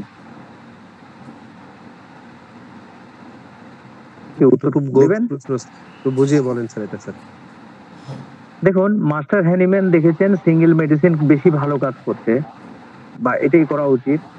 তার মানেটা কি দাঁড়ালো? উনি ডবল ট্রিপল সবকিছু দিয়ে পরীক্ষা নিরীক্ষা করেছেন, তারপরে না এই সিদ্ধান্তে উপনীত হয়েছেন নাকি? পরীক্ষা নাই নিরীক্ষা নাই, শুধু শুধু সিদ্ধান্ত হয়? বিজ্ঞান মানে কি? বিজ্ঞান মানে এক্সপেরিমেন্ট করবে, অবজারভেশন করবে, তারপরে না কনক্লুশন লিখবেন নাকি? মাস্টার হ্যানিম্যান এই নীতিটার কথা বলেছেন যে সিঙ্গেল মেডিসিনই করতে হবে, কিন্তু ক্রনিক ডিজিজ ভালো করা যাবে না। তার মানেটা কি দাঁড়ালো? তার মানেটা নিশ্চয়ই আগে উনি ওগুলো করে দেখেছেন যে না, এটা থেকে এটা বেশি ভালো, আচ্ছা চলো তাহলে এটাকে নেওয়া যাক, এটাকে ছেড়ে দেওয়া যাক। তাহলে মেডিকেল সায়েন্স ইজ এক্সপেরিমেন্ট, ঠিক আছে। তারপরে অবজারভেশন এবং তারপরে হচ্ছে আপনার কনক্লুশন। তাহলে আপনি আপনার এক্সপেরিমেন্টটা করবেন না। সিপিয়া অফিসিনালিস ন্যাট্রামিরের কমপ্লিমেন্টারি। সিপিয়া হচ্ছে একটা সামুদ্রিক মাছ, তার শরীরে ন্যাট্রামির আছে না নাই? অবশ্যই আছে স্যার, অবশ্যই আছে স্যার, অবশ্যই আছে। তাহলে সিপিয়া মেডিসিন, সিপিয়া অফিসিনালিস যে এটা হলো, এটা as a single medicine prove হয়েছে, কিন্তু এর কেমিক্যাল কম্পোজিশন গুলো যেগুলো, সেগুলো তো সিঙ্গেল নয়। যেমন আমি বলি ক্যালকেরিয়া সালফের একটা পেশেন্ট আমি পেলাম, কিন্তু কেন আমার ঘরে নাই, আমি কি করব? আমি ক্যালকেরিয়া 10 এক ফোঁটা, সালফার 10 এক ফোঁটা দিয়ে কিছু ডিস্টিল ওয়াটারে দিয়ে আমি ভালো করে ওটাকে মিলিয়ে নিলাম। মিলিয়ে নেওয়ার পর এবার সেখান থেকে করলাম কি, এক দাগ 100 ml ডিস্টিল কি বলে, সেখান থেকে এক দাগ নিয়ে আমি 60 ml ডিস্টিল ওয়াটারে দিলাম, দিয়ে আমি 3টা দাগ করে দিলাম। দিয়ে আমি ওটাকে আমার প্রেসক্রিপশনের মধ্যে আমি ওটা একটা ইন্ডিকেশন দিয়ে রাখলাম, যেটা অবজার্ভ করে দেখতে হবে যেটা কি দাঁড়ায়, দেখা যাক তো। এবার পেশেন্ট যখন 1 মাস পরে এসেছে, আসার পরে বলছে ডাক্তারবাবু চমৎকার রেজাল্ট। কি চমৎকার রেজাল্ট? এই দেখুন আমার টিউমারটা ভালো হয়ে গেছে। তাহলে দেখুন ক্যালকেরিয়া সালফ একটা হোমিওপ্যাথিক মেডিসিন, যখন আমার ঘরে ছিল না আমি এইভাবে করে চালিয়ে দিয়েছি, কাজ হয়ে গেছে। ক্যালকেরিয়া সিলিকেটা সিঙ্গেল মেডিসিন হলো না ডবল মেডিসিন হলো? তাতে ক্যালকেরিও আছে, সালিসিও আছে। ক্যালকেরিয়া ফস, তাতে ক্যালকেরিও আছে, ফসফরাসও আছে। হ্যালো, সেনিকুলা মেডিসিনটাও তো এরকম অনেকগুলো কম্পোনেন্ট আছে। হ্যাঁ, তো মেডিসিনের মধ্যে অনেকগুলো কম্পোনেন্ট আছে। তো এখন সেই কম্পোনেন্টটা কি কাজ করছে বা কি সিমটম নিয়ে আসছে, তাহলে এই জিনিসটাকে জেনে আপনাদেরকে অ্যাপ্লাই করতে হবে। ঠিক আছে? তাহলে কথাটা হলো, এখানে ক্লিয়ার হলো সিঙ্গেল মেডিসিন বলতে কি বোঝাচ্ছে। যেমন সালফার, ব্রাইমস্টোন, ঠিক আছে? তাহলে মৌলিক যে মেডিসিনটা মৌলিক না যৌগিক মেডিসিন? ঠিক আছে? তো এগুলো অনেক এক্সপেরিমেন্টের ব্যাপার, পরীক্ষা নিরীক্ষার ব্যাপার। সুতরাং কারো পরীক্ষা নিরীক্ষাকে ছোট করা যাবে না। যেমন পি ব্যানার্জি, আমাদের ইন্ডিয়াতে পি ব্যানার্জিকে কিন্তু হোমিওপ্যাথিরা কোনো দাম দেয় না, কিন্তু কোনো ভ্যালু নেই। কেন? কারণ ওর সেই পলি ফার্মা প্র্যাকটিস করার জন্য। কিন্তু সেই পি ব্যানার্জির আমেরিকাতে কত দাম? নাসাতে সায়েন্টিস্টরা তার মেডিসিন নিয়ে যায়, বেঁচে যায়। তাহলে তাহলে তাহলে তাহলে ওনাকে আপনি ছোট করবেন কি করে? জি স্যার, ওনার যে ব্যানার্জি প্রোটোকল আছে, ব্যানার্জি প্রোটোকল আছে।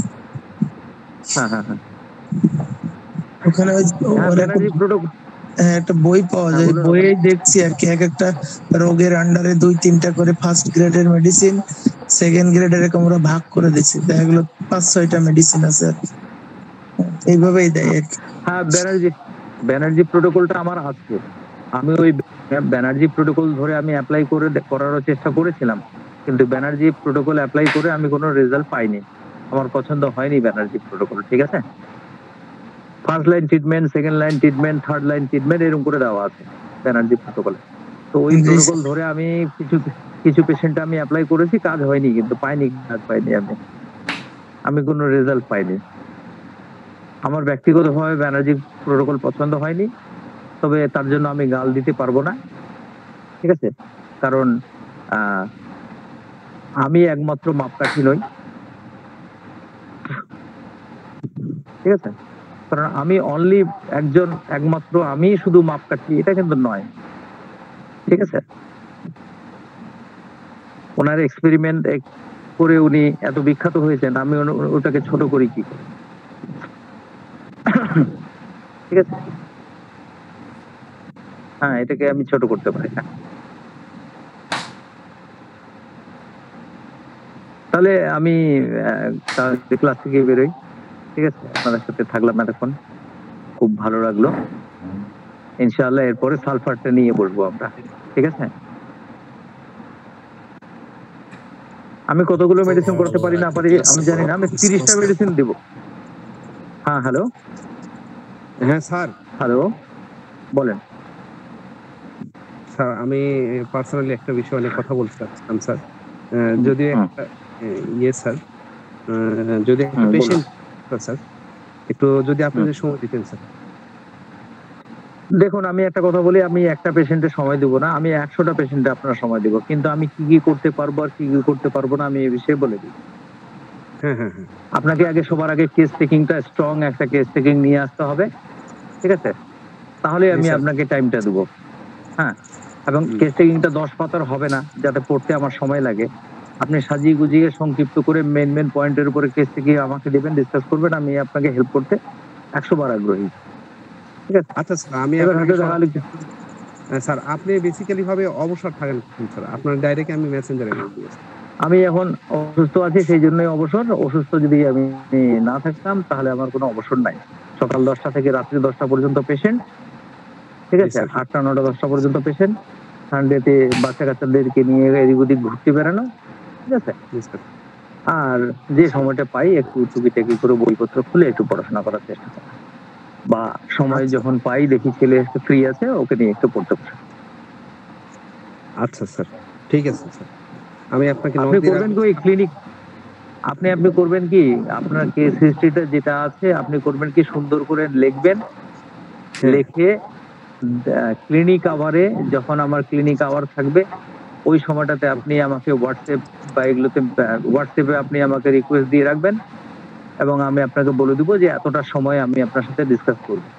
ঠিক ততটা সময় আমার রেপার্টরি খোলাই থাকবে, জি আমি স্যার। আপনাকে কলটা ব্যাক করব, আপনি ইন জিস্ট আমাকে কেসটা বলবেন, আমি মেডিসিন বলার চেষ্টা করব। জি স্যার, থ্যাংক ইউ স্যার।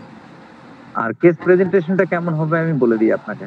যদি কোনো রোগী নিয়ে ডিসকাস করতে হয় তাহলে আপনি শুরু করবেন এই পেশেন্টের নাম, মহিউদ্দিন বিশ্বাস, এত বছর বয়স, গায়ের রং ফর্সা, এতটা লম্বা, মোটা সোটা শরীর স্বাস্থ্য, এরকম করে আর কি মানে বর্ণনা করবেন, যেন রোগীর একটা ছবি আমার সামনে আপনি তুলে ধরতে পারেন। ঠিক আছে, জি স্যার, আমি সবার আমি আগে তার আমার পার্সোনালি কেস টেকিং এর একটা আছে, আমি আপনাকে প্রয়োজন। হ্যাঁ, আমি আমার মতো করে আচ্ছা। কেস টেকিং পার্সোনালি ভাবে করি স্যার। তো আমি আপনার সাথে ডিসকাস আপনার সময় দিন ইনশাআল্লাহ স্যার। আশা রাখি আপনি পারফেক্টলি ভাবে আচ্ছা করবেন। আচ্ছা আচ্ছা, তাহলে এক কাজ করেন, আমি কালকেও তো চেম্বারে যাব না, আপনি কালকে দিনের বেলা আমার সাথে,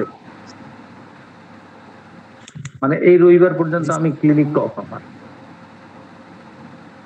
জি স্যার, ঠিক আছে স্যার, আমি আপনাকে নক। ঠিক আছে, ভালো থাকুন সবাই, আসসালামু আলাইকুম। সালাম। আসসালামু আলাইকুম।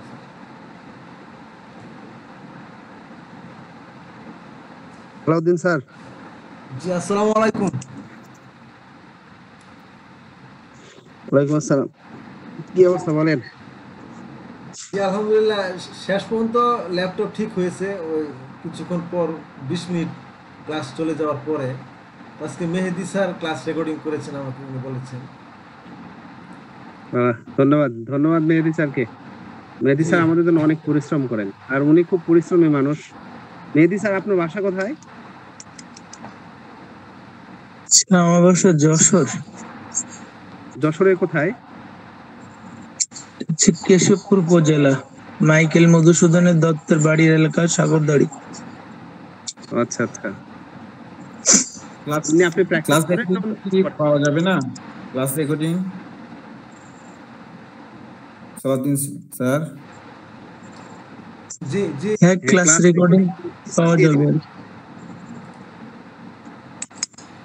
গ্রুপে দিয়ে দিলে ভালো হবে একটু। আমাদের ভাবনা একটু বেশি জোরে চলছে। মেহেদী স্যার বললেন যশোর, আর আমি শুনলাম যশোর দিক। এখন মনে মনে ভাবছি বাড়ি যশোর দিয়ে কি করে হয় আমার। পরে একাকে ভাবলাম যশোর বললো নাকি।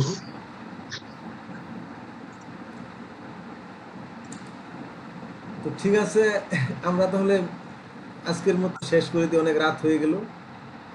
ঠিক আছে, আসসালামু আলাইকুম। সবাই ভালো থাকবেন, শুভরাত্রি, আসসালামু আলাইকুম। ওয়ালাইকুম আসসালাম। আসসালামু আলাইকুম।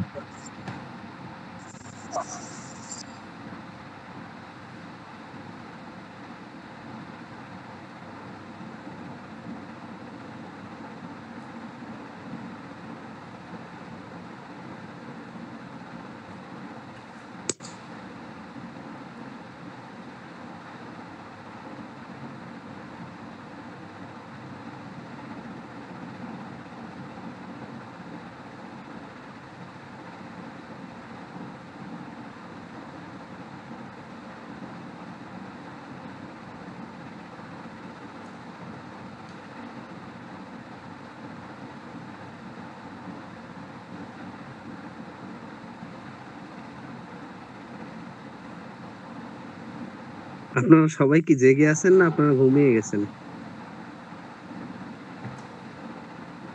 জি সালাউদ্দিন স্যার। আমুল ইসলাম স্যার বলছেন? হ্যাঁ। জি স্যার। আচ্ছা, আপনি কি ঘুমিয়ে পড়বেন এখন? না, বলেন স্যার। আমি আপনার ইনবক্সে আসি। আচ্ছা আচ্ছা, ঠিক আছে। ঠিক আছে।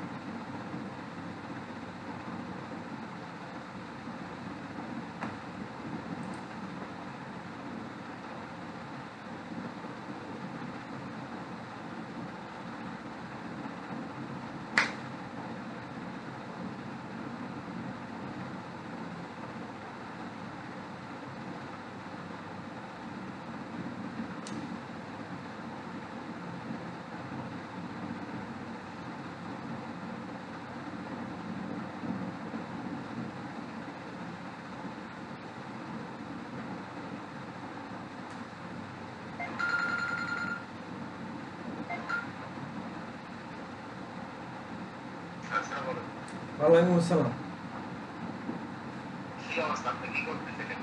এই তো বসে রয়েছি।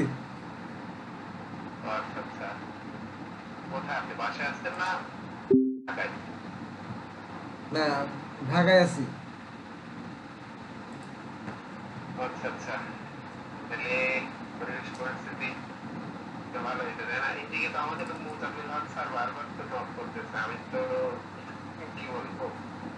কি বলে?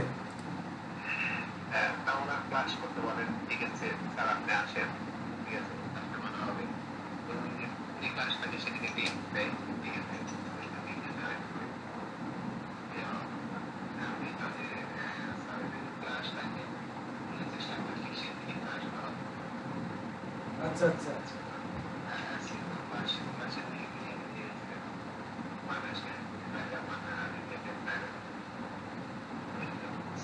জি জি।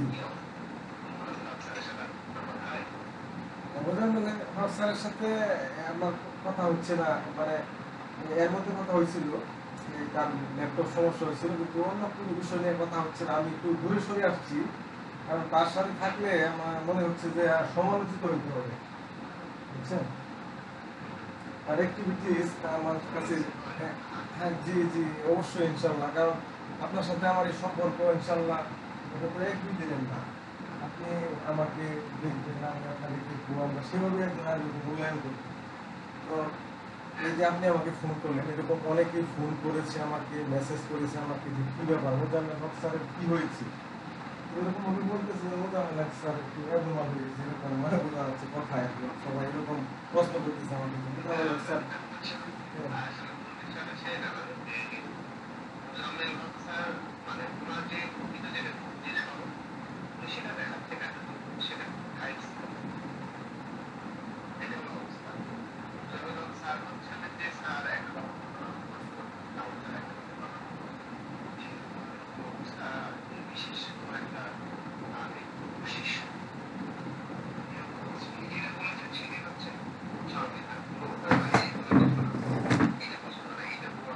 জি জি জি।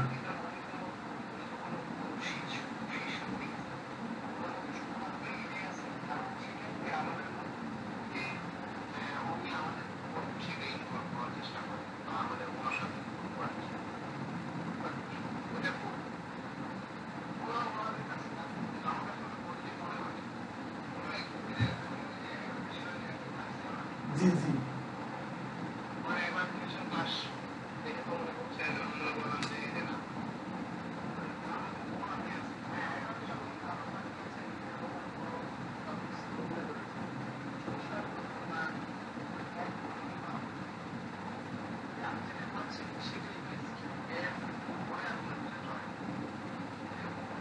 জি জি।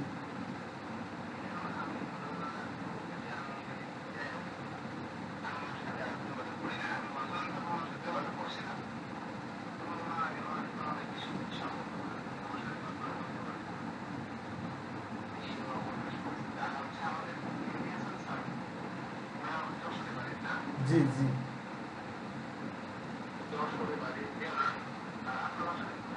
ময়মনসিংহ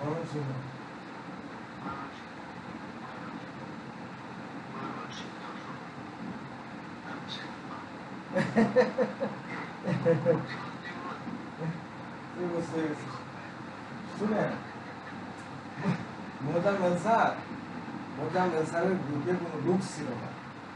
মোজাম্মেল স্যারের গ্রুপে কোনো লুক ছিল না। তারপরে আমি যখন আমি মোজাম্মেল স্যারকে নিয়ে গ্রুপ শুরু করছিলাম, ওনার ক্লাসে গ্রুপ 5-6 দিনের বেশি হয় না, গ্রুপ থাকে না।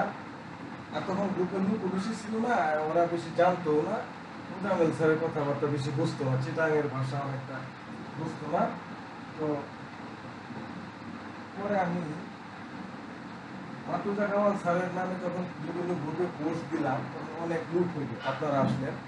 তারপরে এইখান থেকে আবার আমি একটা মেসেজের মাধ্যমে 2 জায়গায় সবাইকে অ্যাড করে দিলাম এবং বলে দিলাম যে 2 স্যারের গ্রুপ, আপনারা 2 গ্রুপে থাকতে পারেন। এরপরে মোজাম্মেল স্যারের গ্রুপে কিছু লুক হইল আর মোজাম্মেল স্যার শুরু করে দিল এই পেইড ক্লাস, এই আমি মাইন্ড সিম্পল, এই সিম্পল বলে এক সারা দিন মেসেজ এই সেই বহুত তার গ্রুপ থেকে চলে যাচ্ছে, আমাকে মেসেজ করে যে আপনি অ্যাড করছেন, আমরা থাকতে পারলাম না, আপনাকে না জানাই চলে গেলাম। কিছুদিন থাকতে যে না, ওনার যে সারাদিন মেসেজ আসে বিরক্তিকর অবস্থা, আর রেজিস্ট্রেশন করেন এগুলো আমাদের ভালো লাগছে। আমার কথাটা হইল যে আমি ওনার ঘনিষ্ঠ ছিলাম মানে স্টুডেন্টদের মধ্যে। তো আমার সাথে স্যার ডিসকাস করলেন না, যেরকম একটা গ্রুপ শুরু করতে চাচ্ছি এবং ক্লাস তো এটা কেমন করবে। তাহলে আমি আপনার সাথে কথা বলতাম, স্যার ভাই আছে, আরো যারা জাকির ভাই আছে, ওনার ভাই আছে, সবার সাথে কথা বলতাম কি করা যায়। সবাই যদি মতামত দিতেন তাহলে একটা সিদ্ধান্ত নিতাম। তুমি আর মতামতের কোনো মানে সুযোগ দিলেন না, হঠাৎ করে শুরু করে দিলাম জানেন। আর এখানে শুরু করতে কারণ হলো হোমিও স্টাডি নামে একটা গ্রুপ আছে। জি, ওটার অ্যাডমিন হইল, মেইন অ্যাডমিন হলো তারিক ইমাম। সে নিজেকে বলতেছে যে কি আমি আমেরিকায় পড়াশোনা করেছি, আমেরিকায় আমার ভাইয়ের চেম্বার আছে, আমি বাংলাদেশ থেকে ওইখানে রাত 12-11টা থেকে ভোর 5টা পর্যন্ত সারা রাত রুগী দেখে অনলাইন আমেরিকায় রুগী দেখে বাংলাদেশে বসে। আমার বাংলাদেশে কোনো চেম্বার বিশাল মানে শুনেন, আচ্ছা আমার বাংলাদেশে কোনো চেম্বার না, শুনেন ঘটনা পরে আমার বাংলাদেশে কোনো চেম্বারই নেই, আমি আমেরিকায় রুগী দেখি। বাংলাদেশে শুক্রবারে আমি একজনের চেম্বারে বসি। এখন জিনিসটা কি, অন্য একজনের চেম্বারে বসে শুক্রবারে বিকালে শুই, তার মানে রেজাল্ট করে আমি একদিন মাতুজা কামাল স্যারের ফিমেল জেনিটালিয়া নিয়ে এখন ক্লাস ছিল, ব্যাপারটি ফিমেল জেনিটালিয়া চ্যাপ্টার নিয়ে। তো ওই দিন ওয়েদার খারাপের কারণে মাতুজা স্যার ক্লাসে আসছিল, কিন্তু ক্লাস করাইতে পারে নাই, নেটওয়ার্ক খারাপ থাকার কারণে তুমি ক্লাস থেকে বিদায় নেওয়ার পরে তুমি ক্লাসটা করা নেয় তারিখে একটা টপিক্স মানে বিভিন্ন টপিক্স নিয়ে আলোচনা করার একটা সময় বললেন যে বণিক আর বণিক হোসেন ব্যাপারটিটা যদি কেউ ভালোভাবে জানতে পারে তাহলে তার কোনো উস্তাদ বোগার অ্যান্ড বণিক হোসেন ব্যাপারটি বোগার অ্যান্ড বণিক হোসেন নামে একটা ব্যাপারটি আছে রাডার মধ্যে, কোনো থাকতে পারে রাডার সফটওয়্যারের ভিতরে বোগার অ্যান্ড বণিক হোসেন নামে যে ব্যাপারটি, ওইটা যদি কেউ আয়ত্ত করতে পারে তাহলে তার কোনো উস্তাদের পেছনে 5-6 বছর ঘোরা লাগবে না, সে একা একাই অনেক কিছু করতে পারে। পরে ওই ক্লাসের পরে আমি মনে করলাম সে তো ভারত বিদেশে, সে তো ঢাকা দিয়ে থাকে, আমি এখানে পড়াশোনা করছি, তাহলে তার সাথে যোগাযোগ করতে হবে। মেসেজ নক দিলাম, সালাম দিলাম, এখনো কোনো উত্তর নাই। পরে আরো কয়েকবার সালাম দিলাম, পরে উনি বললো যে আমি আপনার সাথে পরে যোগাযোগ করবো বলে রাখলো, আর কোনো যোগাযোগ করলাম। পরে এক ছেলে হঠাৎ ফোন দিয়ে বলতেছে আমি তো আমরাও বকর সিদ্দিক, আমার বাড়ি দিনাজপুর, আমি তারিক স্যারের গ্রুপে আছি একজন হিসেবে, স্যার একটা পেড গ্রুপ করতেছে, অনেক ভালো উন্নত মানের ক্লাস এখানে করবে, তো অনেকেই জয়েন করতেছে, 700 টাকা মাস, আপনি থাকবেন। চিন্তা করলাম বোনার বলি হিসেবে তাহলে আলোচনা করবে, তাহলে এটা তো আমার দরকার, দেখি তো। পরে আমি 700 টাকাতে ঢুকলাম, দুইটা ক্লাস করার পরে মাতুজা কামাল স্যারের সাথে আমার মেসেঞ্জারে পরিচয়। আমি নিজে থেকে ইয়া করলাম স্যারের কথাবার্তা আমার মনে হলো যে স্যার একটা আধুনিক মানুষ। স্যারের সাথে পরিচয় হইল ওই স্যার হোমিও স্টাডিতে ক্লাস নিল। হোমিও স্টাডি যখন ক্লাস নিল তখন স্যারের কথাবার্তা মনে হইল যে আমাদের বাংলাদেশে যে বলে হাতের পাশ রেখে পাশ সবসময় রেখে দিবা, হাতের পাশ কত সারবা। ওরা আমার কাছে মনে হলো যে উনি হাতের পাশের মধ্যে হয়তো এক রাখে কিনা বা রাখেও না অনেক সময়, এইভাবে কথাগুলো বলে। আমার কাছে এরকম মনে হলো যে মাত্র আমার স্যার যে কথা বলে হাতের পাশ রেখে কথা বলে, বললেও পাশ রাখে না, হয়তো এক রাখতে পারে কিন্তু সবসময় না। হ্যাঁ, এটা আমার মনে হইলো এবং এইটাও মনে হইলো যে বাংলাদেশের কেউ কাউকে শিখাইতে চায় না যে আমার হাত মারা যাবে, এরকম একটা মনোভাব। আমার ইনকাম কমে যাবে, আমি এগুলা দিলে উপায় নেই, আমার প্রতিদ্বন্দ্বী হয়ে যাবে, আমার ইনকাম কমে যাবে। এই জন্য বাংলাদেশের কেউ কাউকে মন থেকে শেখে না, উল্টা পাল্টা তথ্য দেয়, উল্টা পাল্টা রাস্তা দেখায়।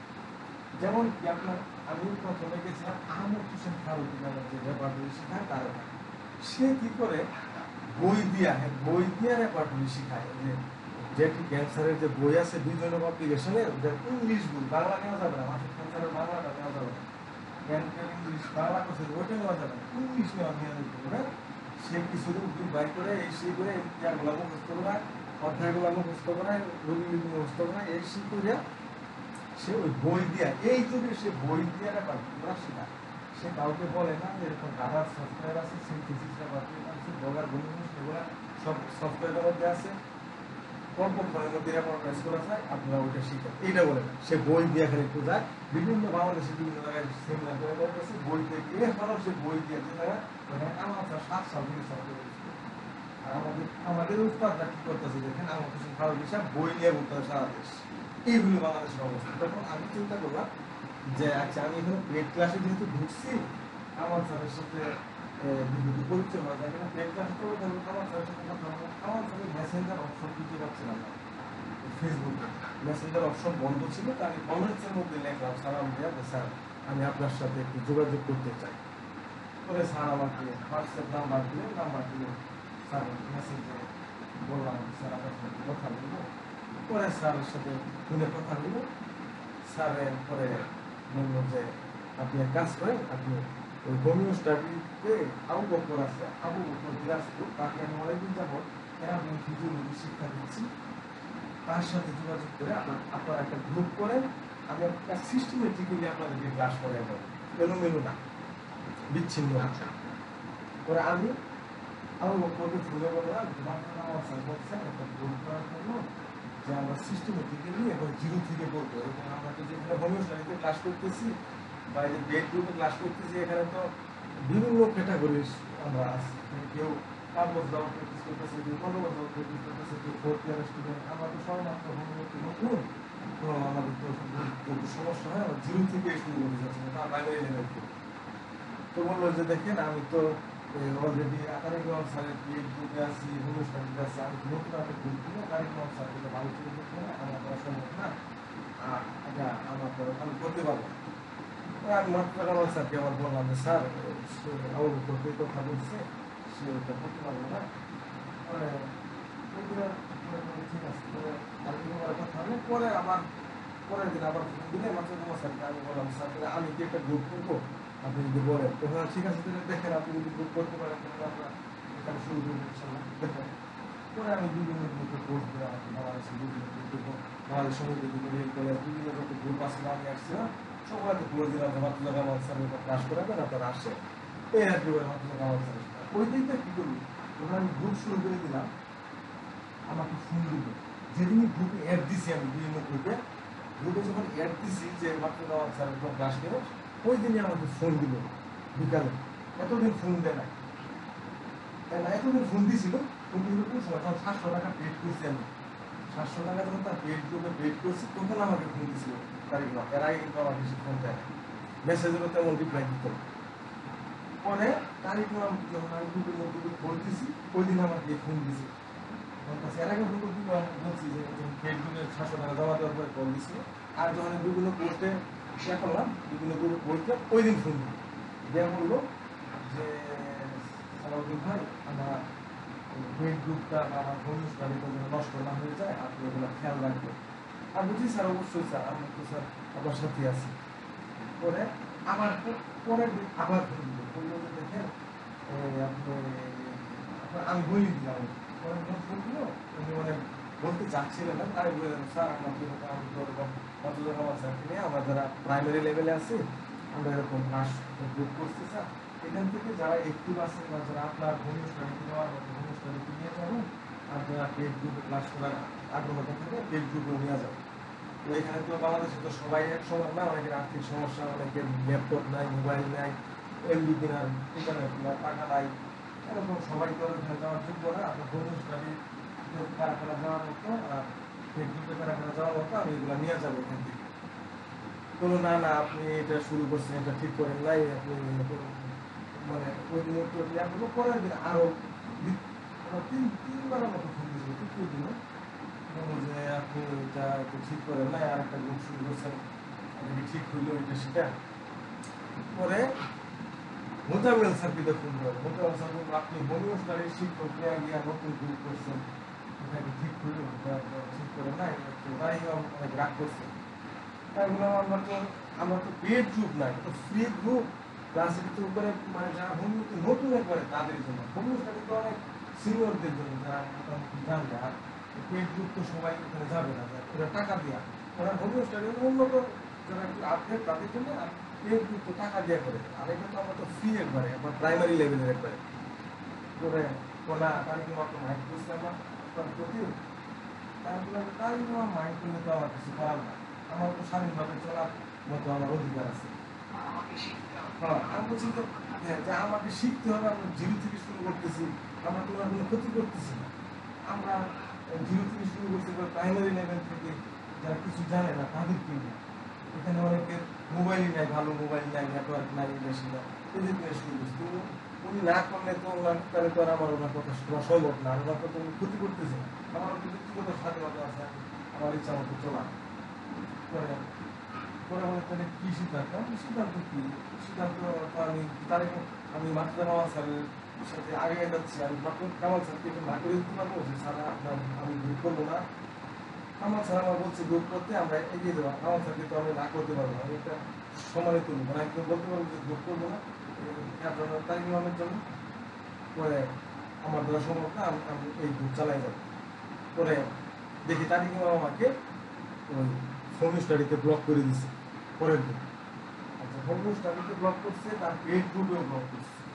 পেড গ্রুপে তখন আমি 2টা ক্লাস করছি, সপ্তাহে 2টা ক্লাস করার কথা, মাসে আপনার 5-6টা ক্লাস করার কথা, এরকম ছিল আর কি কথা, যে সপ্তাহে 2টা, মাসে ধরেন 4-5-6টা, মাসে 5-6টা ক্লাসের মধ্যে আমি 2টা ক্লাস করতে আমাকে ব্লক করে দিয়েছিল পেড গ্রুপে। ব্লক করে দিয়ে কি করে ওই ছেলেটা আছে যেটা মাত্রকামাল স্যারের শিষ্য, মাত্রকামাল স্যারের কাছ থেকে অনেক কিছু শিখছে, অনেক আগে থেকে জড়িত মাত্রকামাল স্যারের সাথে, ওই ছেলে আমাকে লিঙ্ক পাঠায় হোয়াটসঅ্যাপে, শুধু গুগল মিটে 5 টাকা 8 টাকা, মানে আগে কিছু না, কিসের ক্লাস কোনো কিছু না, শুধু ওই টাকা পাঠায়, লিঙ্কটা পাঠায়। লিঙ্কটা তাও কি শুধু লিঙ্কটা, যে আগের পিছিয়ে অন্য কিচ্ছু না, 2টা লাইন। পরে মানে তারা ভাই সাথে আছে, আমি যদি পরে বলি আমি টাকা দিচ্ছি 700, আমি ক্লাস নিচ্ছি না, ভাই সাথে আছে, তারা মনে করছে যে আমি মনে করতেছি যে এই টাকা চাইবো বা আমি কেন টাকাটা করতে পারি, এগুলো নিয়ে কথা বলবো। আমাকে যখন ব্লক করে দিচ্ছে তখন আমি আরো খুশি হচ্ছি, তোমাদের মতো গ্রুপে আমার প্রয়োজন না, যেখানে তোমরা এই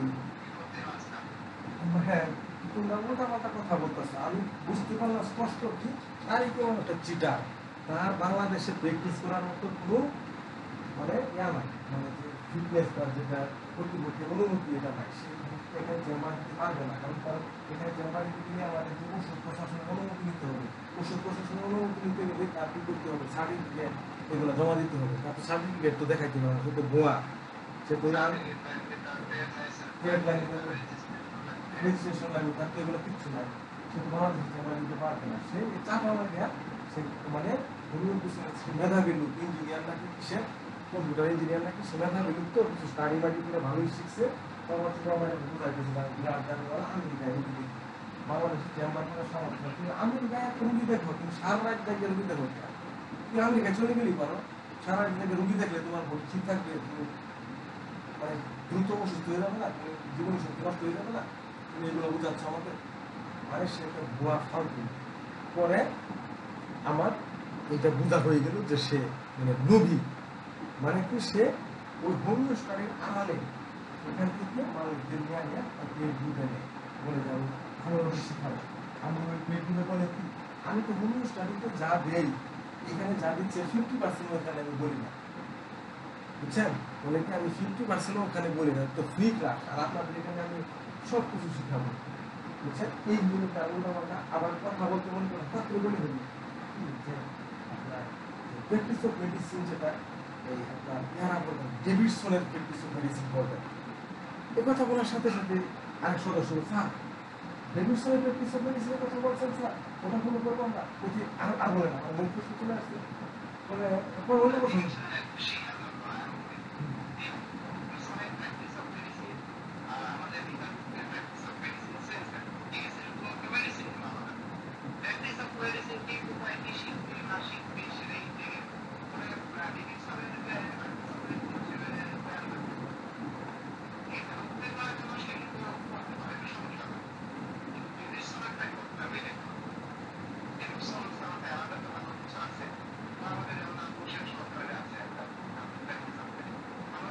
জি জি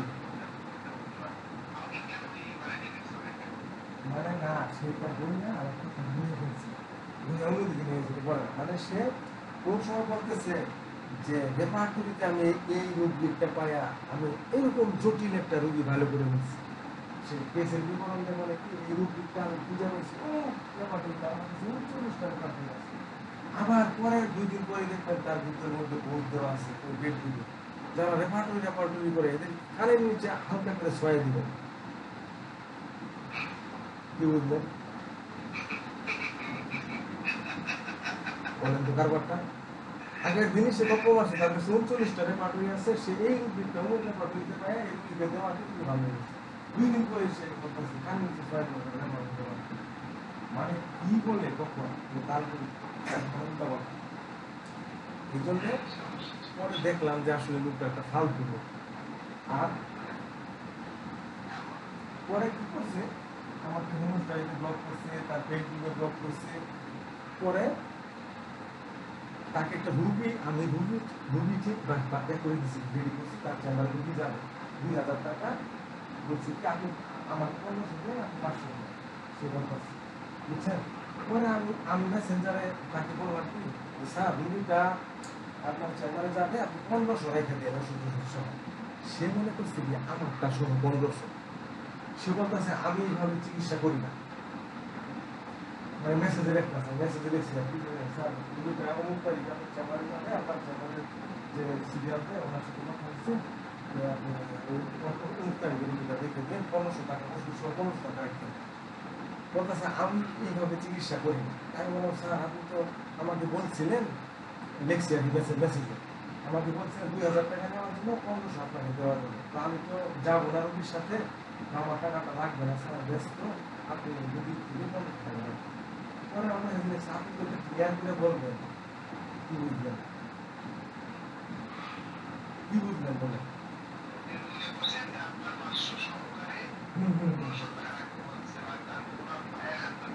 হ্যাঁ মানে তাহলে বুঝলেন আমি এই গ্রুপের একটা ছাত্রতা, আমার সাথে সে 500,000 টাকা নেওয়া বাঁচতে আছে, আমি তাকে রুগী দিচ্ছি আরো দিব,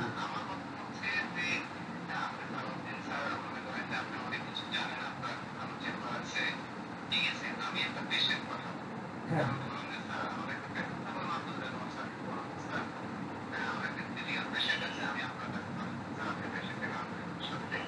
হ্যাঁ হ্যাঁ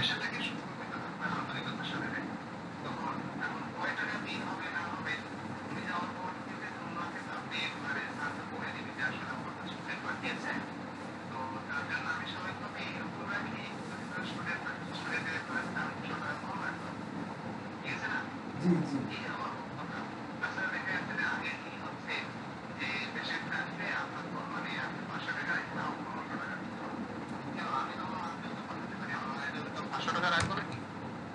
জি জি না, আমি এই ক্ষেত্রে মনে করি কি যে আমি এই ক্ষেত্রে মনে করি কি আমি এই ক্ষেত্রে মনে করি যে আমি যদি তারিক ইমামের জায়গায় থাকতাম, যে কি আপনি পেশেন্ট পাঠান, আপনি পেশেন্টের কাছ থেকে যা নেন আমাকে যা খুশি দিয়েন, অসুবিধা নাই, আপনি পেশেন্ট দিতে থাকেন নাকি, আপনি পেশেন্ট দিতে থাকেন, আপনি পেশেন্টের কাছ থেকে যা নেন নিয়ে আমাকে যা মন চাই দিয়েন, আপনি আরো পেশেন্ট দিতে থাকেন, টাকা নিয়ে কোনো সমস্যা নেই, আপনার বিবেক অনুযায়ী আপনি দিয়েন নাকি। তাইলে কি হইতো, আমি প্রচুর পেশেন্ট আরো নিয়ে আসতাম। এই যে 500 টাকা 1000 টাকা নিয়ে দর কষাকষিতে মনে হইলো যে এটা মাছের বাজার বানাই ফেলবো, বুঝছেন, এই হইলো সমস্যা। এমন কি বা ওষুধ দেবে এমন বা ইয়ে করবে তাতে একটা পেশেন্টের কাছে 2000 টাকা রাখতে হবে, কি এমন এগুলি বাগাবে, মানে এগুলি এক্সেস, ঠিক আছে। তবে হ্যাঁ, ক্রিটিক্যাল কিছু পেশেন্ট গুলো সেটা আলাদা বিষয়, সেটা আলাদা সেই জায়গাতে যেতে হবে, সেভাবে ডাক্তার আমাকে হতে হবে, তাই না। আমার যে বর্ণনাটা আপনি বলেন, উনি বসে থেকে আমেরিকার রুগী দেখেন, ওনার কোনো মেডিকেল কোনো সার্টিফিকেট, উনি কিসের তার চিকিৎসা দিতে হবে, ঠিক আছে। তো যাই হোক, এগুলো বিষয় না, সবকিছু মিলে আমি যেটা বুঝলাম যে আপনি এবং রিয়াজ স্যার দুজনে মিলে তো অনেক মানে দৌড়াদৌড়ি করছেন অনেক। পরে কি হয়েছে শুনে কথা শেষ করে দিই। পরে আমার এই যে ক্লাস শুরু হয়ে যাওয়ার পরে ঘন্টা আগের ঘটনা, মাত্র জায়গা আমার ছাত্র হোমিও স্টাডি থেকে ব্লক করে দিচ্ছে। হ্যাঁ,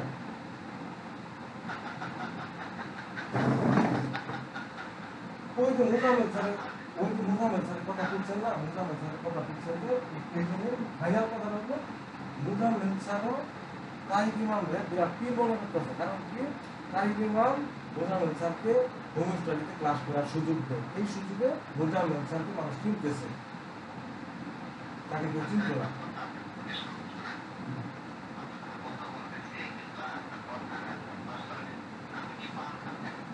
হ্যাঁ, বান খাই ড্রাইভার হয়েছে স্যার, বাংলায় গাই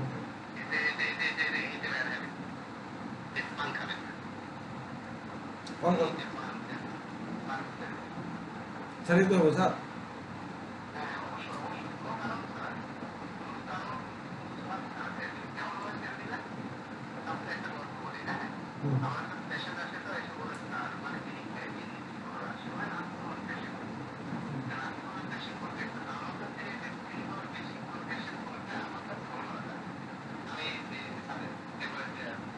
সেখানে তো মানে এখন স্যারের অনেক কাছে এসে গেছে।